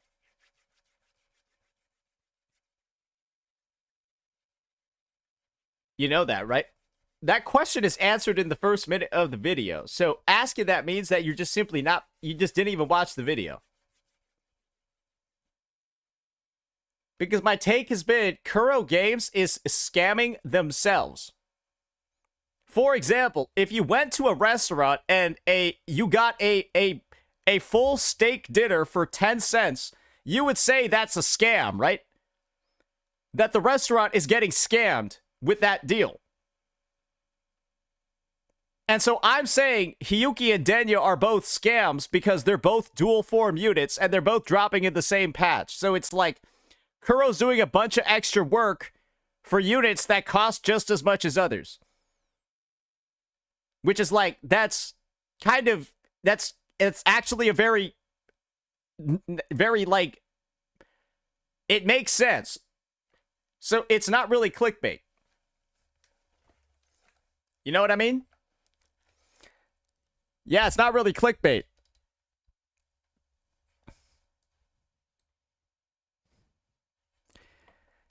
Proof that they are double units? I don't know. Does this look like a single unit to you? Hey, proof that you have functioning eyes?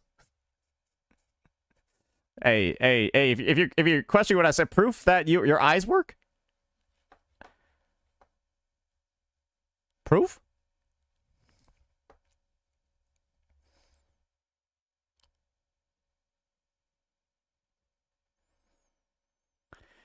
Two and one means you will have to get twice as many T's for them.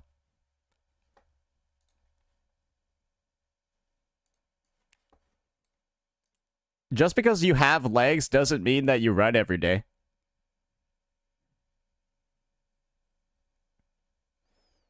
Right? Do you exercise every day, even though you have legs? Because if you have legs, you should be using them for everything that they could be used for, right? You have to, right? Right? You have to. You have to.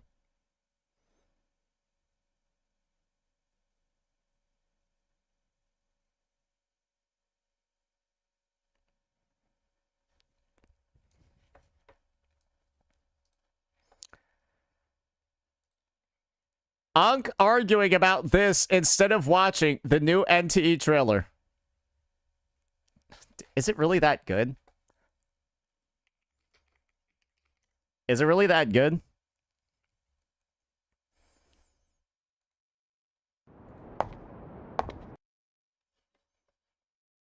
It's better than AK's Endgame. I'll be the judge of that. Yeah, it's literally unfun. It's literally unfun. Damn, you know it's bad when ZZ gets a wow. Yeah. Yeah, I'm just telling you, like, it's... After doing the Endfield shit, the ZZ thing felt so much better. It's terrible. It's way worse. It has some really stupid mechanics. It literally has some stupid mechanics that also seem to not work properly. Now I'm just getting excited. Now I'm just getting excited.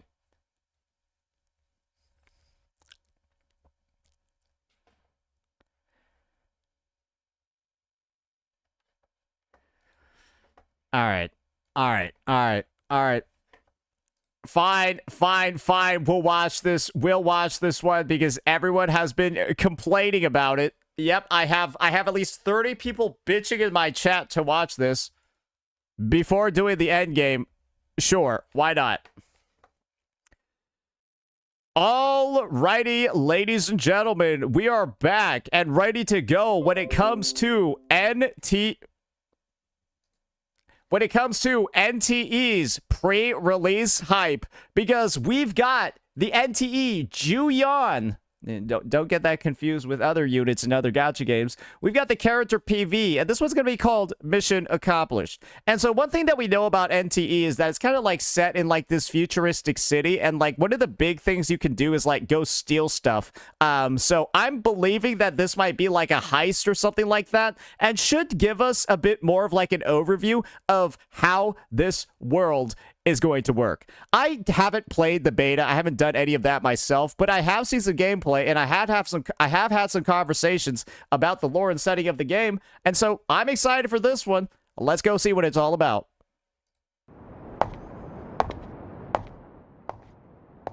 Oh, it actually looks quite nice. Quite high quality for sure. Like the camera angles and stuff. Yeah, she kind of thick, though. Okay.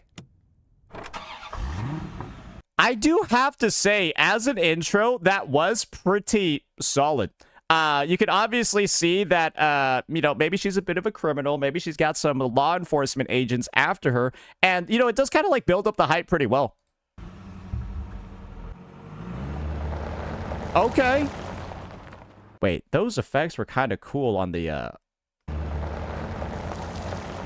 Ooh, okay, I like that water. Okay, got some music and a high-speed car chase. I kind of like the goofiness of the animations as well. It is giving me, like, ZZZ vibes. 100%. I think it kind of sets the tone that this is going to be a bit more of like a comedy-centric story, which I think is good. I'm just hoping that there are going to be moments at the very least for people to, you know, for it to like get at least a little bit serious sometimes. But yeah, this to me has really been like an attempt to capture more of ZZZ's audience. And when you know how the game ZZZ is going, it's probably going to work. All right, she's a bit of a freak. She's a bit of a freak on the drift.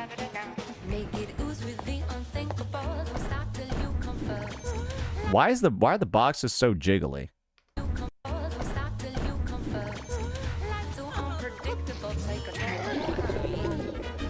Wait, what's she doing?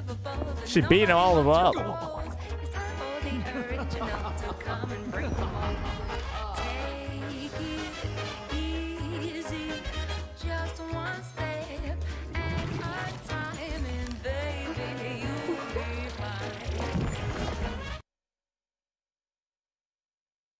Did she just kill an entire classroom of schoolgirls?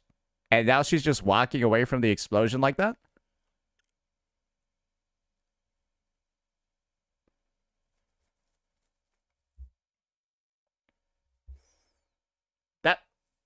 That actually looks like what just happened, right? Sorry, let me... She's happy, though.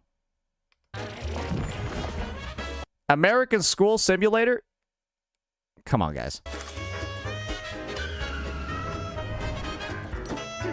Is that another thing that explodes? Oh, no.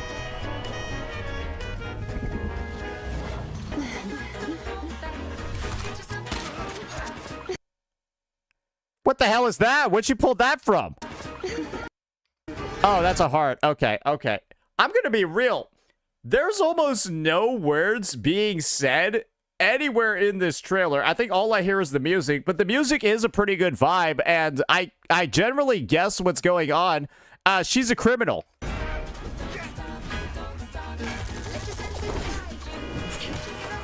But then again, I don't know very many police officers that have Tommy guns, so maybe they're criminals too.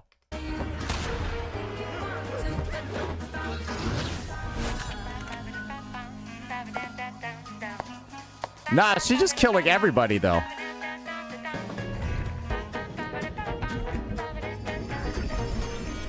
What is this supposed to be about? Alright, she's clearly, like, gemstone related. Maybe this will give us the answer here.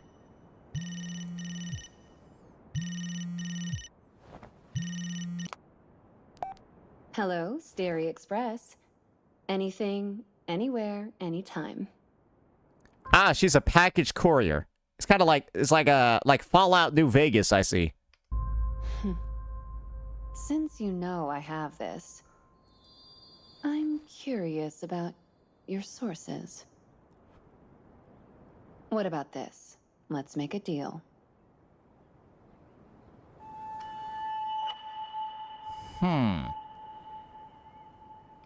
Yeah, I guess the thing about this PV over here is that I was kind of expecting maybe at least like a little bit more of like the gameplay. I think the part over here that I feel like is like a bit missing is that I have no idea what her kit is actually supposed to be in combat. And on top of that, I kind of have like no idea what I guess like her motivations and like purposes really are. I think it's definitely not terrible. It's not bad, right? But it definitely doesn't answer a lot of questions at all. I think this is promoting the story.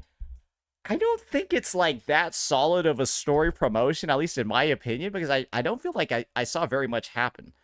If it was like this scene over here with like the phone call and then it sort of like moves a little bit further on and then like we see what's happening, sure. But to me, this is like, yeah, I'm not uploading this shit. Yeah, no, this is kind of fucking boring. I'm gonna be honest. Yeah, I don't think there's any need. Yeah, I would not want to watch this.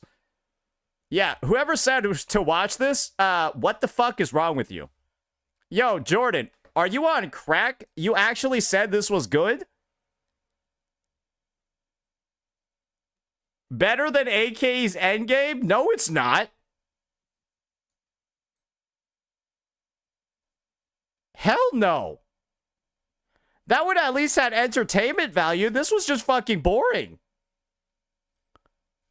Guys, if you're gonna shill for something, at least watch it first. If you're gonna shill for something, at least watch it first. Come on, guys.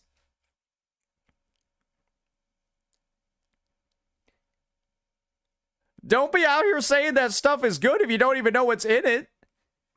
Because, I mean, it's just like... I mean, it was all right, but yeah, this one isn't very exciting. I thought there was going to be, like, gameplay and stuff like that.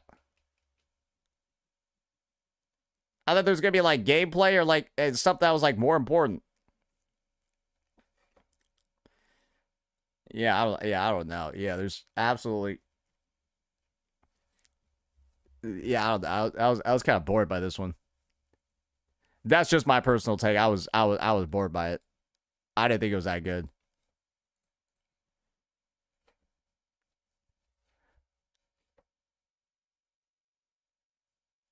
Guys, are you just asking me to watch this NTE shit without you guys even knowing, without you guys even watching it yourselves? I'm just wondering, is that what you guys are doing? Like, you guys just aren't watching this shit? You're just linking it and then telling me to watch it?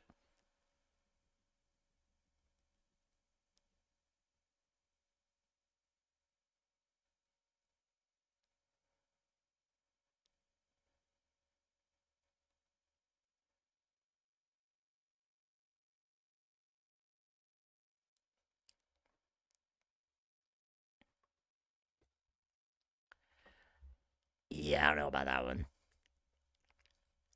Yeah, I don't know about that one. All right, I guess it's AKE time. I guess it's AKE time.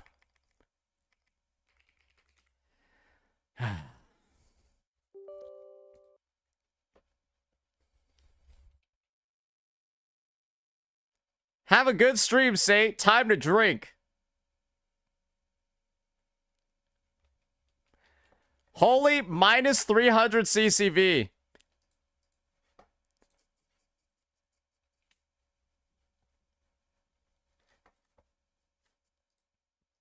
Yeah, who else are you guys gonna watch? Yeah, you'll be back. Yeah, you'll be back. Yeah, who else are you gonna go watch right now, huh?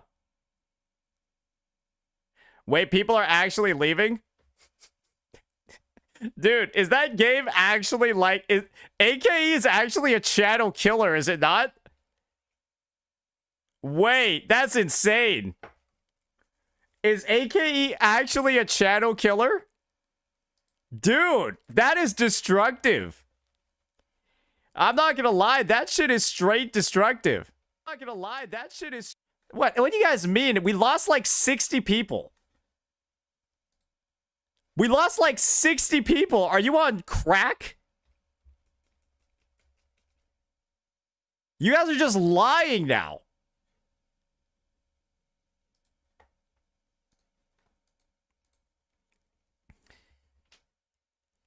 Your shit is delayed. We have 670. I literally just did it.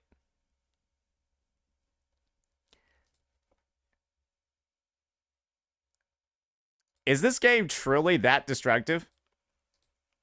Dude, wait, that alone is gonna kill this game if it's so bad that people drop like that much CCV just from playing it. That means nobody's gonna play it. That means nobody is gonna play it. That's wild. All right, guys, let's get this shit started. I guess we're gonna need the volume for this garbage as well.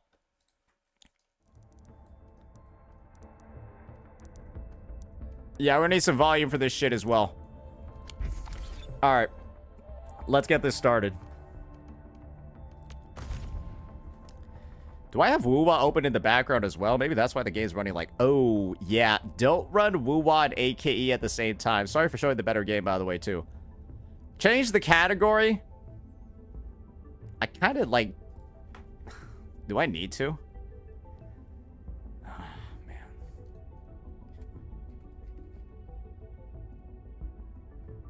Yeah, well, let's throw AKE a bone, guys. Yeah, let's throw AKE a bone real fast.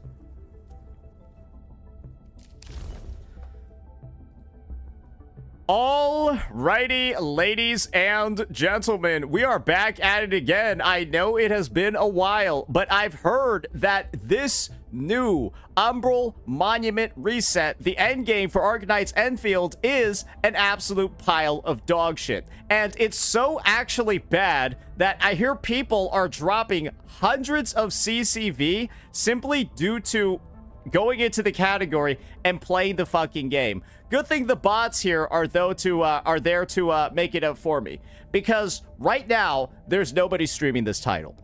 There hasn't been anybody streaming this title in the longest time, and this endgame came out yesterday, and it still looks like we're getting numbers that literally look like this, ladies and gentlemen. Just check this shit out over here.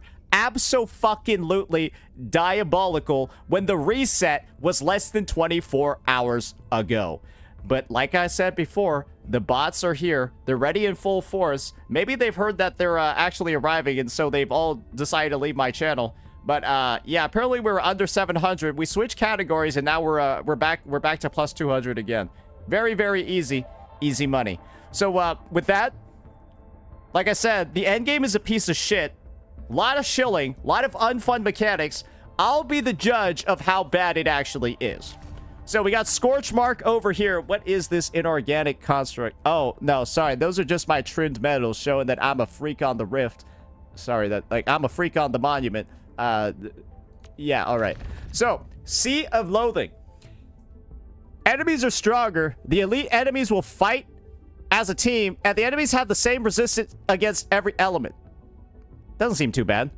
Melting Point of Flesh.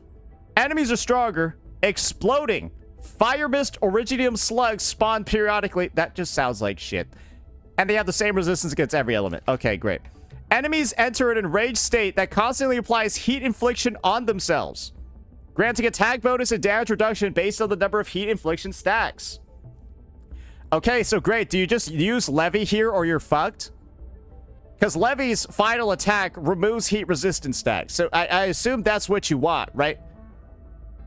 Yeah, I assume that's what you're supposed to do over here. Use Levy Attain or you are actually fucked.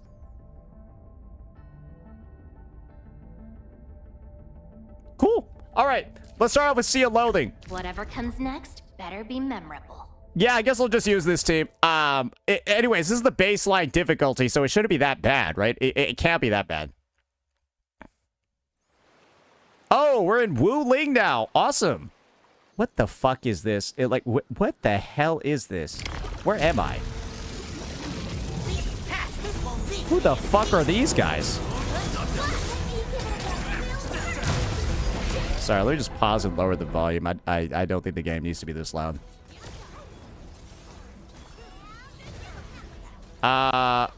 Where is his teammate? Are they just invisible or what's going on over here?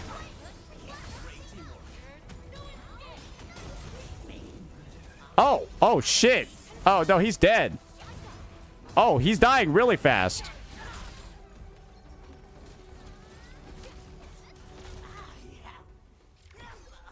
Well, this is the level 60, so yeah, didn't get to use our ultimate. Why even have this one in the game where if you have a maxed out team, you don't even get to use any of your character's kits? You need to destroy the chains? What do you mean? I cleared it. I hate trouble, but boredom. They got your teammate chained and they killed them instantly. I didn't even notice. Oh, I guess we'll figure that out on agony mode. I didn't even notice they were doing anything. I just blew them up. Okay, I can't attack the slugs. Okay, no, this is okay, so it's either use ranged units or enjoy your disease.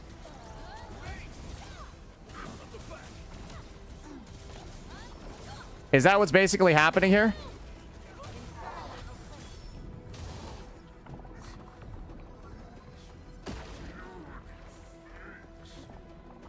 Bro, where? Bro, what do you mean? What the fuck? What was that?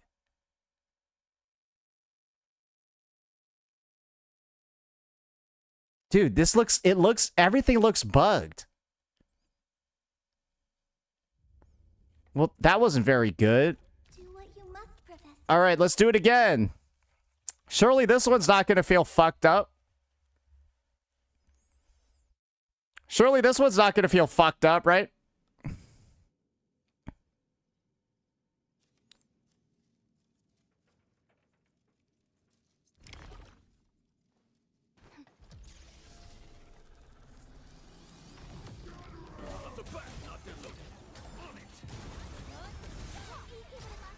Okay, well, this is just...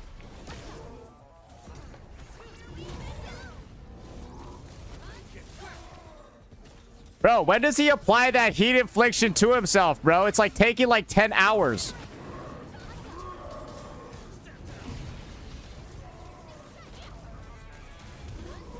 Yeah, give me that. Wait, no, that shit is free.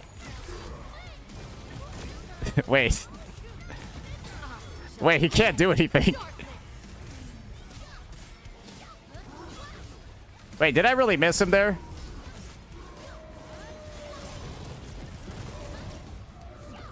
Well, that was easy.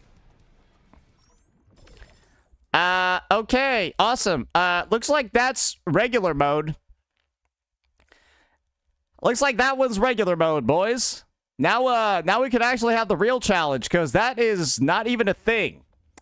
Okay, so apparently these guys will, like, put my characters into bondage and then one-shot them. Or so I've heard. Let's see how that feels firsthand. All right, somebody said something about, like, the chains not being cool. Oh, there's more of them now. Wait, my characters are actually in... Oh, she's actually in bondage. Wait, what? Wait, is that real? Oh, now that's not very cool.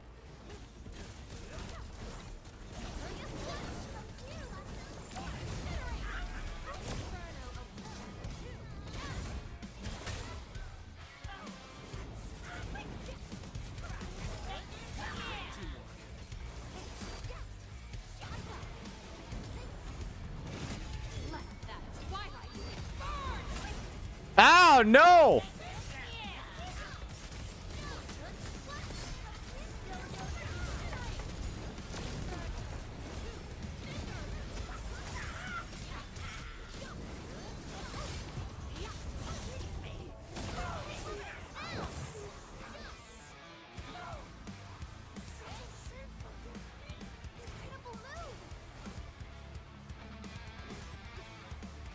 I don't know. I feel like I fucked them up there.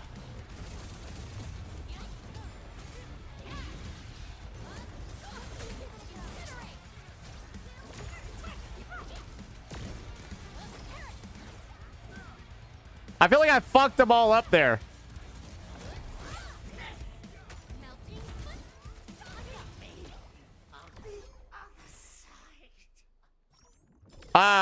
That one didn't seem that bad.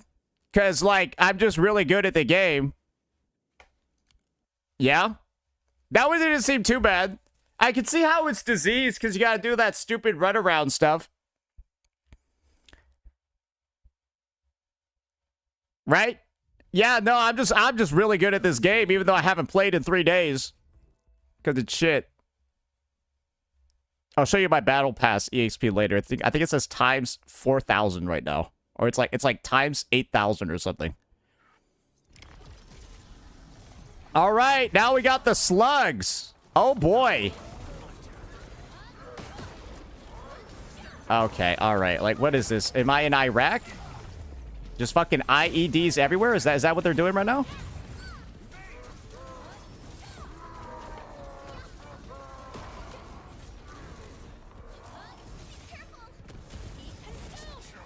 Bro, I'm on fire. Bro, am I not able to dodge those?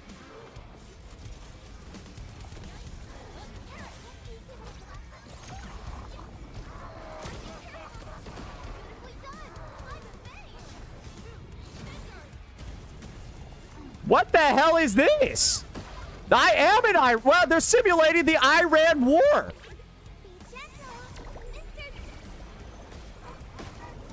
There's another one too? Bro, stop it.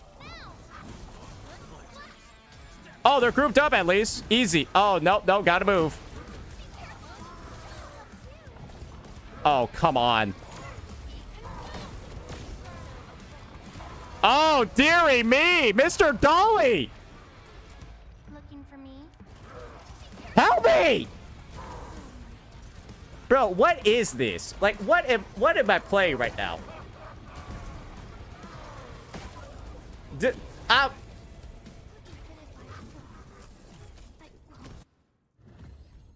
What is that?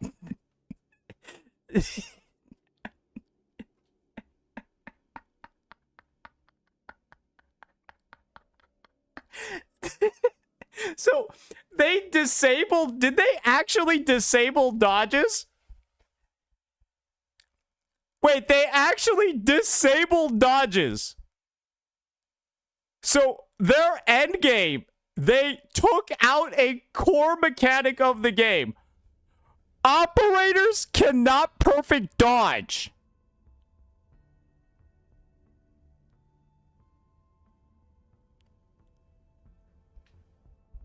What?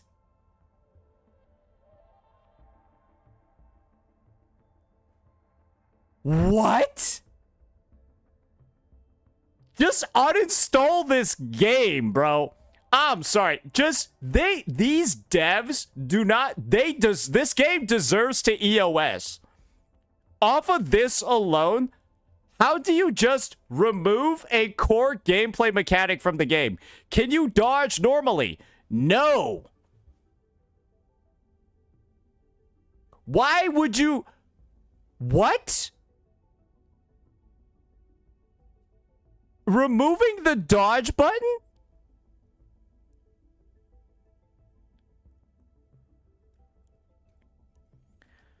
And no, this is what was happening, guys. I essentially was like doing this shit and like I would dodge the flames and still get hit by them. That's why I got combusted like 14 times.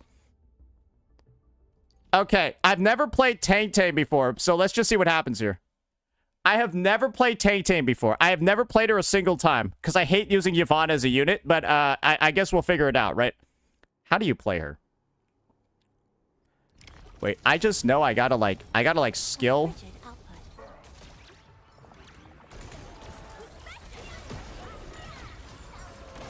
Right? Oh my god, bro.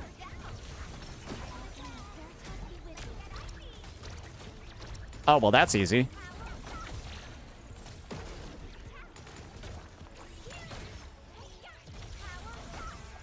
Oh, that's easy. I can just, well, freeze him for fucking ever, and that's literally the that's the gameplay here.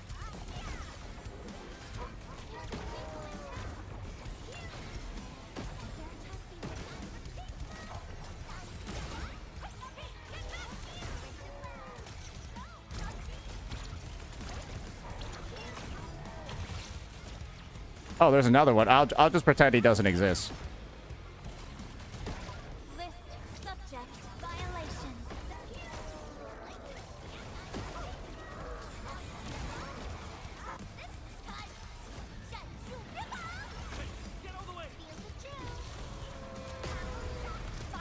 I don't know how Tank Tame's kit works. I hope this is working.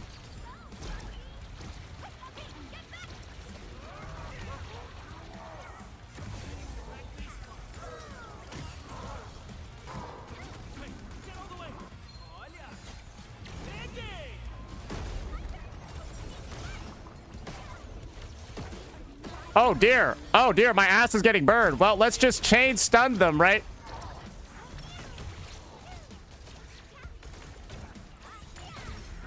Don't worry, I'll just keep healing, bro. No big deal.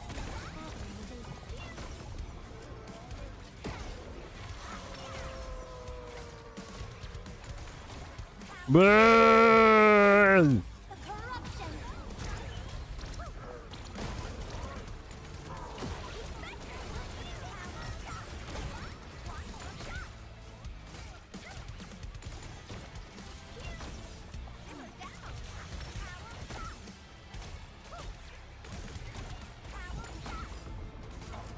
Wow, this is really engaging gameplay, man. Oh, man, he is kind of spraying me right now.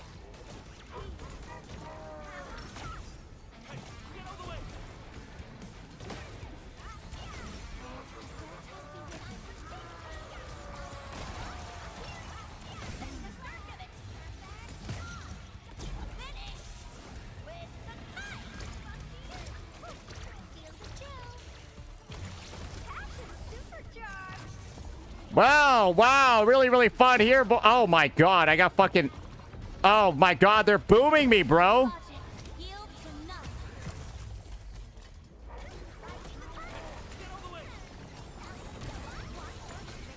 Well, this is a fucking joke.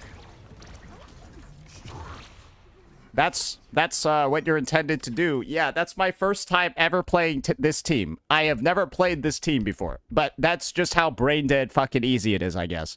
If you use the right team. Yeah, no, that's just pay to win. Yeah, no, that's actually just pay to win shilling. What a fucking joke. Yeah, no, you are dead if you're not using that team. Yeah, you are like dead if you're not using a team that can deal with that. All right, well, I guess we'll just try out this team now. What a joke. The design of that one actually makes me want to uninstall the game. Yeah, the design of that one made me want to uninstall the game. Wow. We removed perfect dodges. Yeah, and also you also got lobotomized at the same time. The entire fucking dev team. Don't fucking play. Bro, what the fuck, man? Bro, where'd he get that bazooka from, bro?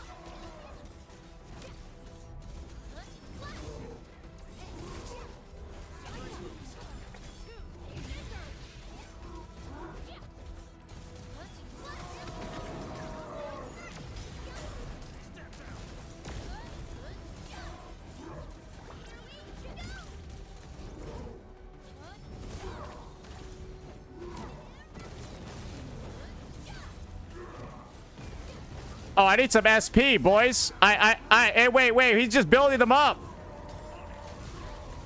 Is there no baseline SP generation? Yo, wait, what the hell?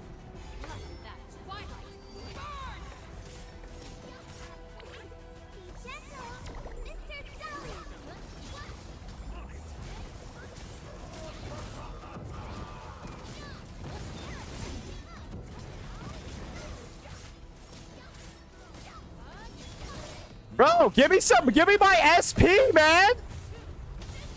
I'm trying to use my shit!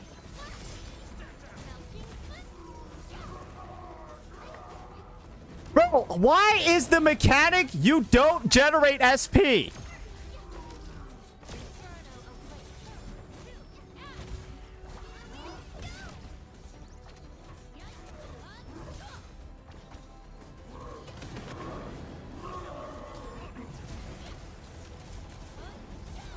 That is just not fun. Oh, he's just really fucking hammering it in now. Oh dear. Oh my god, he just fucking... Bro, he just shot me with the bazooka. How do I get combusted when I dodge?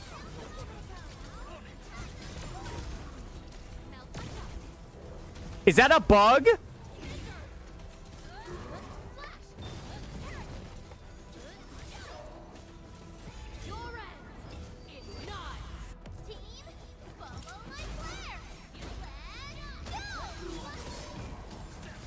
I'm Mr. Dolly!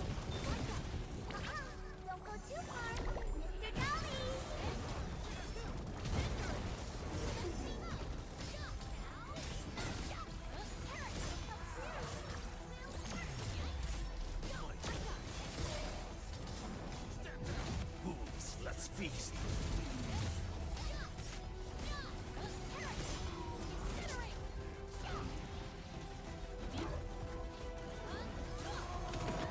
Bro, my entire team is legitimately dying.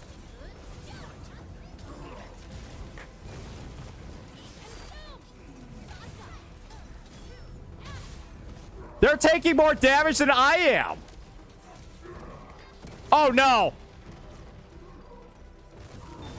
Oh, wait, I can't even dodge his fucking... Oh, I'm dead anyways from the combust. Bro, why is this guy so tanky? Why is he so tanky? And, like, you can't even do your rotations against him because you have no SP.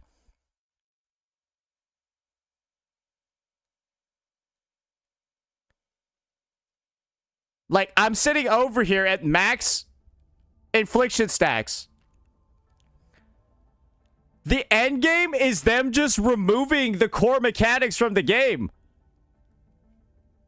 This is actually the one that feels the least diseased. Because this one has all the core mechanics in the game still. You just got Bondage Simulator. This one removes dodges. They remove dodges. And then this one removes your SP generation. Are these guys retarded?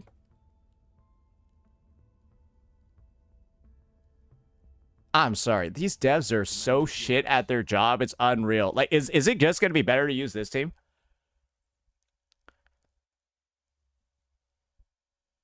You can't dodge the combustion attack. Yeah, no SP. What? Bro, I'm so confused. What are these guys doing? Yeah, you dodge, but then it just doesn't work.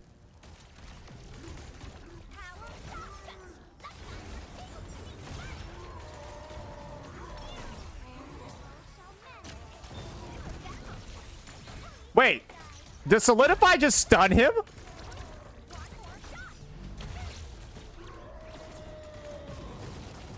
Yo, I can't even see him!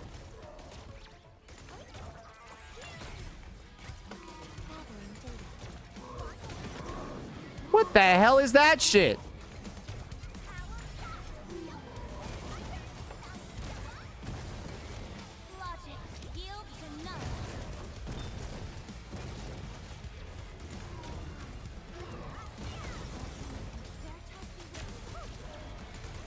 Boy, I love having no SP generation in this game. Oh, it definitely feels like it makes a ton of sense here. Oh, no. Oh, no. Nah, this shit is... I'm sorry, bro. I don't want to play this game. What even is this, bro? Wait, no, who designed this shit? You need to be fired immediately. What? No SP means you just don't get to use anything. Nobody gets their fucking ult. Nobody gets to use their shit. Nobody gets to do anything because skill points are how you do everything in this game. And if you don't let people get fucking skill points, they can't do anything, you retards.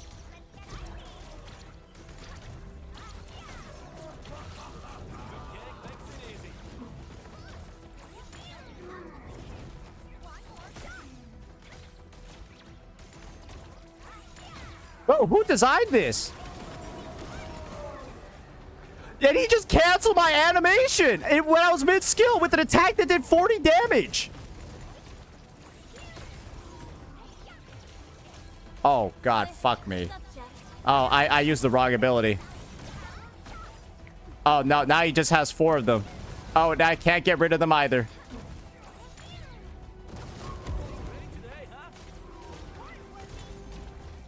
Bro, please, let me play the game, man.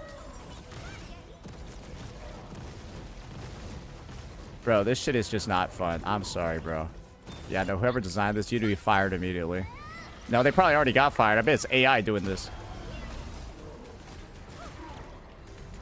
Oh, he's doing it again? Oh, okay. Yep. Oh, right. I can't stop his fucking combustion, bro. Because that's definitely something that makes sense. Yep. Nope. My ass is just on fucking fire right now. Awesome.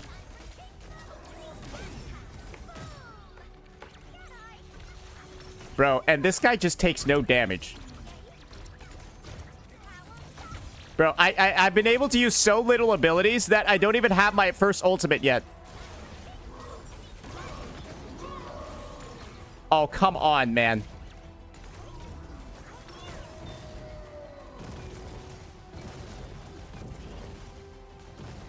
I don't even...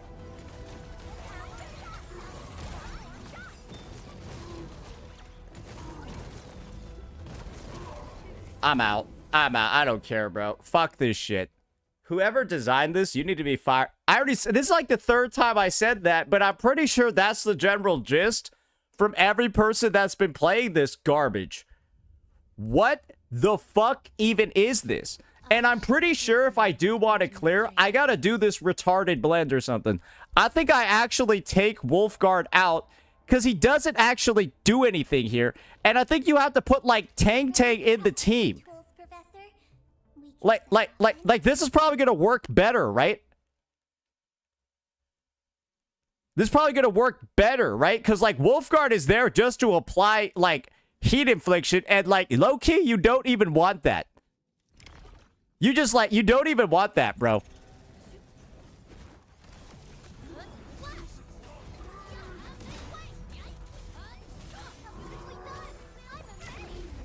And, like, I gotta go, like, be out here spamming fucking...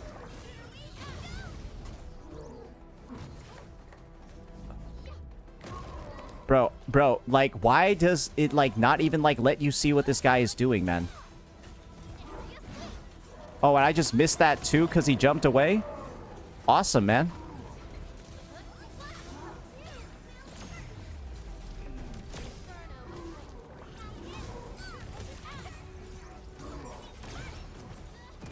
Oh my god, no, this guy is an absolute menace, bro. This has to be the most unfun endgame I might have ever seen. Like, auto-combust, bro? Why are you making him combust people like that?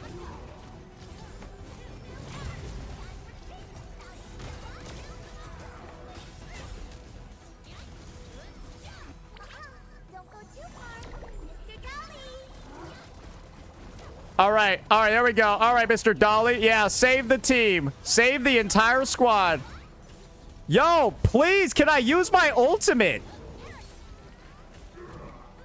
Oh, come on, bro.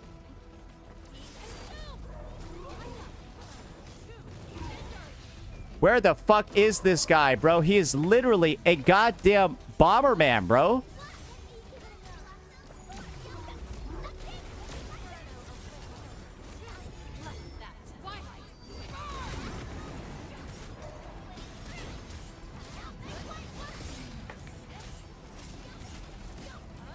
Oh, I have no SP. I cannot use my Levy's nuke.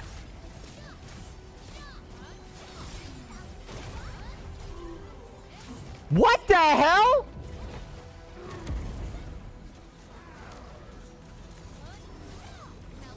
Oh, son of a bitch. Oh, yep. Oh, that's good. Yo, when does this state end, man?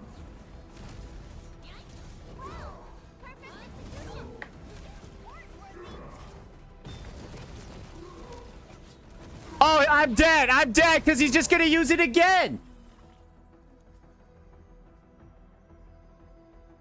Dude, it is the most... This is the most disgusting shit I've ever seen in a game before. It's just like, yeah, you don't get to use anything, bro. Unk, build your Ardelia. Oh, yeah, because I needed my healers built in any other endgame mode. It's just, oh, by the way, this guy's gonna be enraged for 90% of the fight. And you can't generate SP. Yeah, we're just gonna make it so that in this one endgame mode, you're not gonna be able to do this one thing called generate SP. What? I'm good. This is clearly designed, like, I think, to just massively shill this dog shit unit, Rossi, that's not even on banner yet. She's not even there because apparently Rossi consumes heat infliction stacks and then shits out SP and combo skills in response to that. Great. Great. I love how these devs, their solution to the complaints is, hey, Umbral Monument is kind of shit. And their solution is, what if we just turned off one of the game's mechanics? Yeah, what if we just turned off SP generation? What if we just turned off dodges?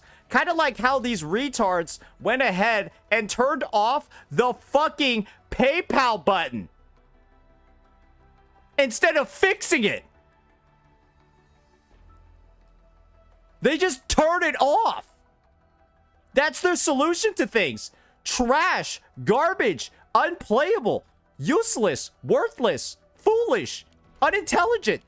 So many words you could use to describe whatever the fuck they did when designing this thing, but it's kind of just indicative of where this game is going to go. Right into the fucking bin. Right into the fucking garbage. Because do you have any faith in these fuckhead developers to do anything from here on out other than retardedly shill? This is the worst shilling I've ever seen. This is the worst shilling I've ever seen, where instead of like damage buffs or anything like that, they're like, hey, turn off the game's mechanics. Bro, that is their balancing decision. Turn off the game's mechanics.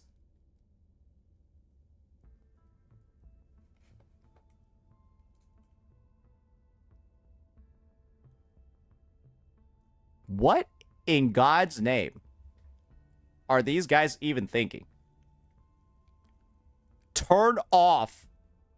Oh my God. I don't even know what to say, bro. Whatever it is, I have all the rewards from this dumb shit. I don't fucking care. Because the goal is to, like, have game modes that you can complete, right? Sure, you can complete this. But then I'm just going to think you're a fucking idiot for deciding to waste your time playing this dog shit game. Like, bro, there's a reason why I and many others have not logged in for multiple fucking days. This shit is terrible. This shit is horrifying. And like 100%, I am now convinced I see why the views are so low. I see why the Umbral Monument resetting did nothing for this fucking trash, bro. Absolutely fucking nothing. And it's justified. This is the worst game I've ever... Yeah, it's because we're in the category, right? This is the worst game I've ever seen. The worst endgame I've ever fucking seen. And whoever decided to implement whatever the fuck it is they implemented, oh, I hope you get fired. But I'm pretty sure it was done by AI, so maybe that means I want the AI fired so that the game gets better. Holy shit. Yo, ZZZ, I'm sorry. I thought that a game could get really bad, but I'm sorry. No, they fucked it up even worse. This is the worst game I've ever seen. Bar none. And the aura loss from CCs who have been trying to shield this shit and say it's good is going to be generational. Because I knew this game was going to be bad. I just didn't know it was going to be this bad.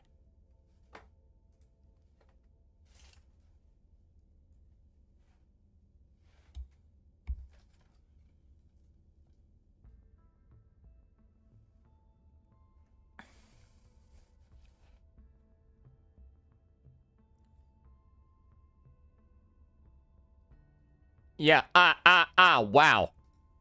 Wow.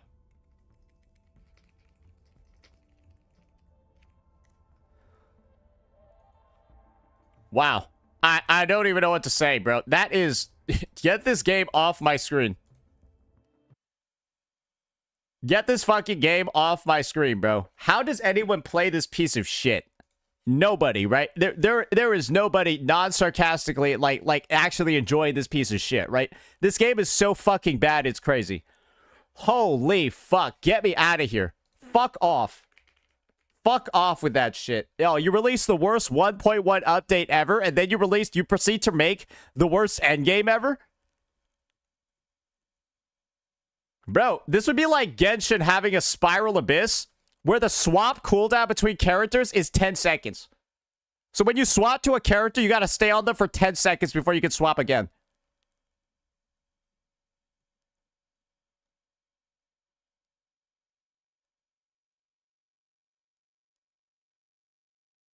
Imagine that.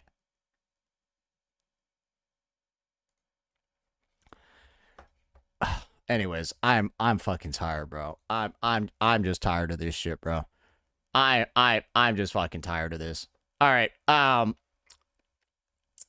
Razor, go start stream.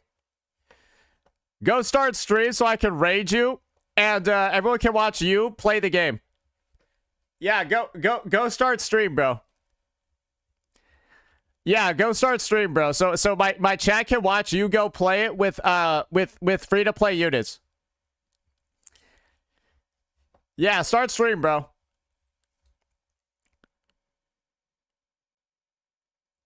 Dude, that endgame is so bad, it made me want to try out ZZZ again. I've already done it. Go do it again. Go do it again. Go do it again. Like, literally, that shit was so horrifying. I'd rather play ZZZ. I'd rather play the ZZZ story.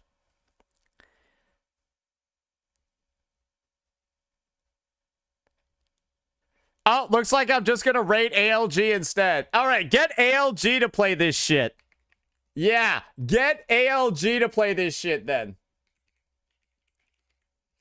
Yeah, no, ALG said he was gonna play the endgame. ALG said he was gonna play the endgame.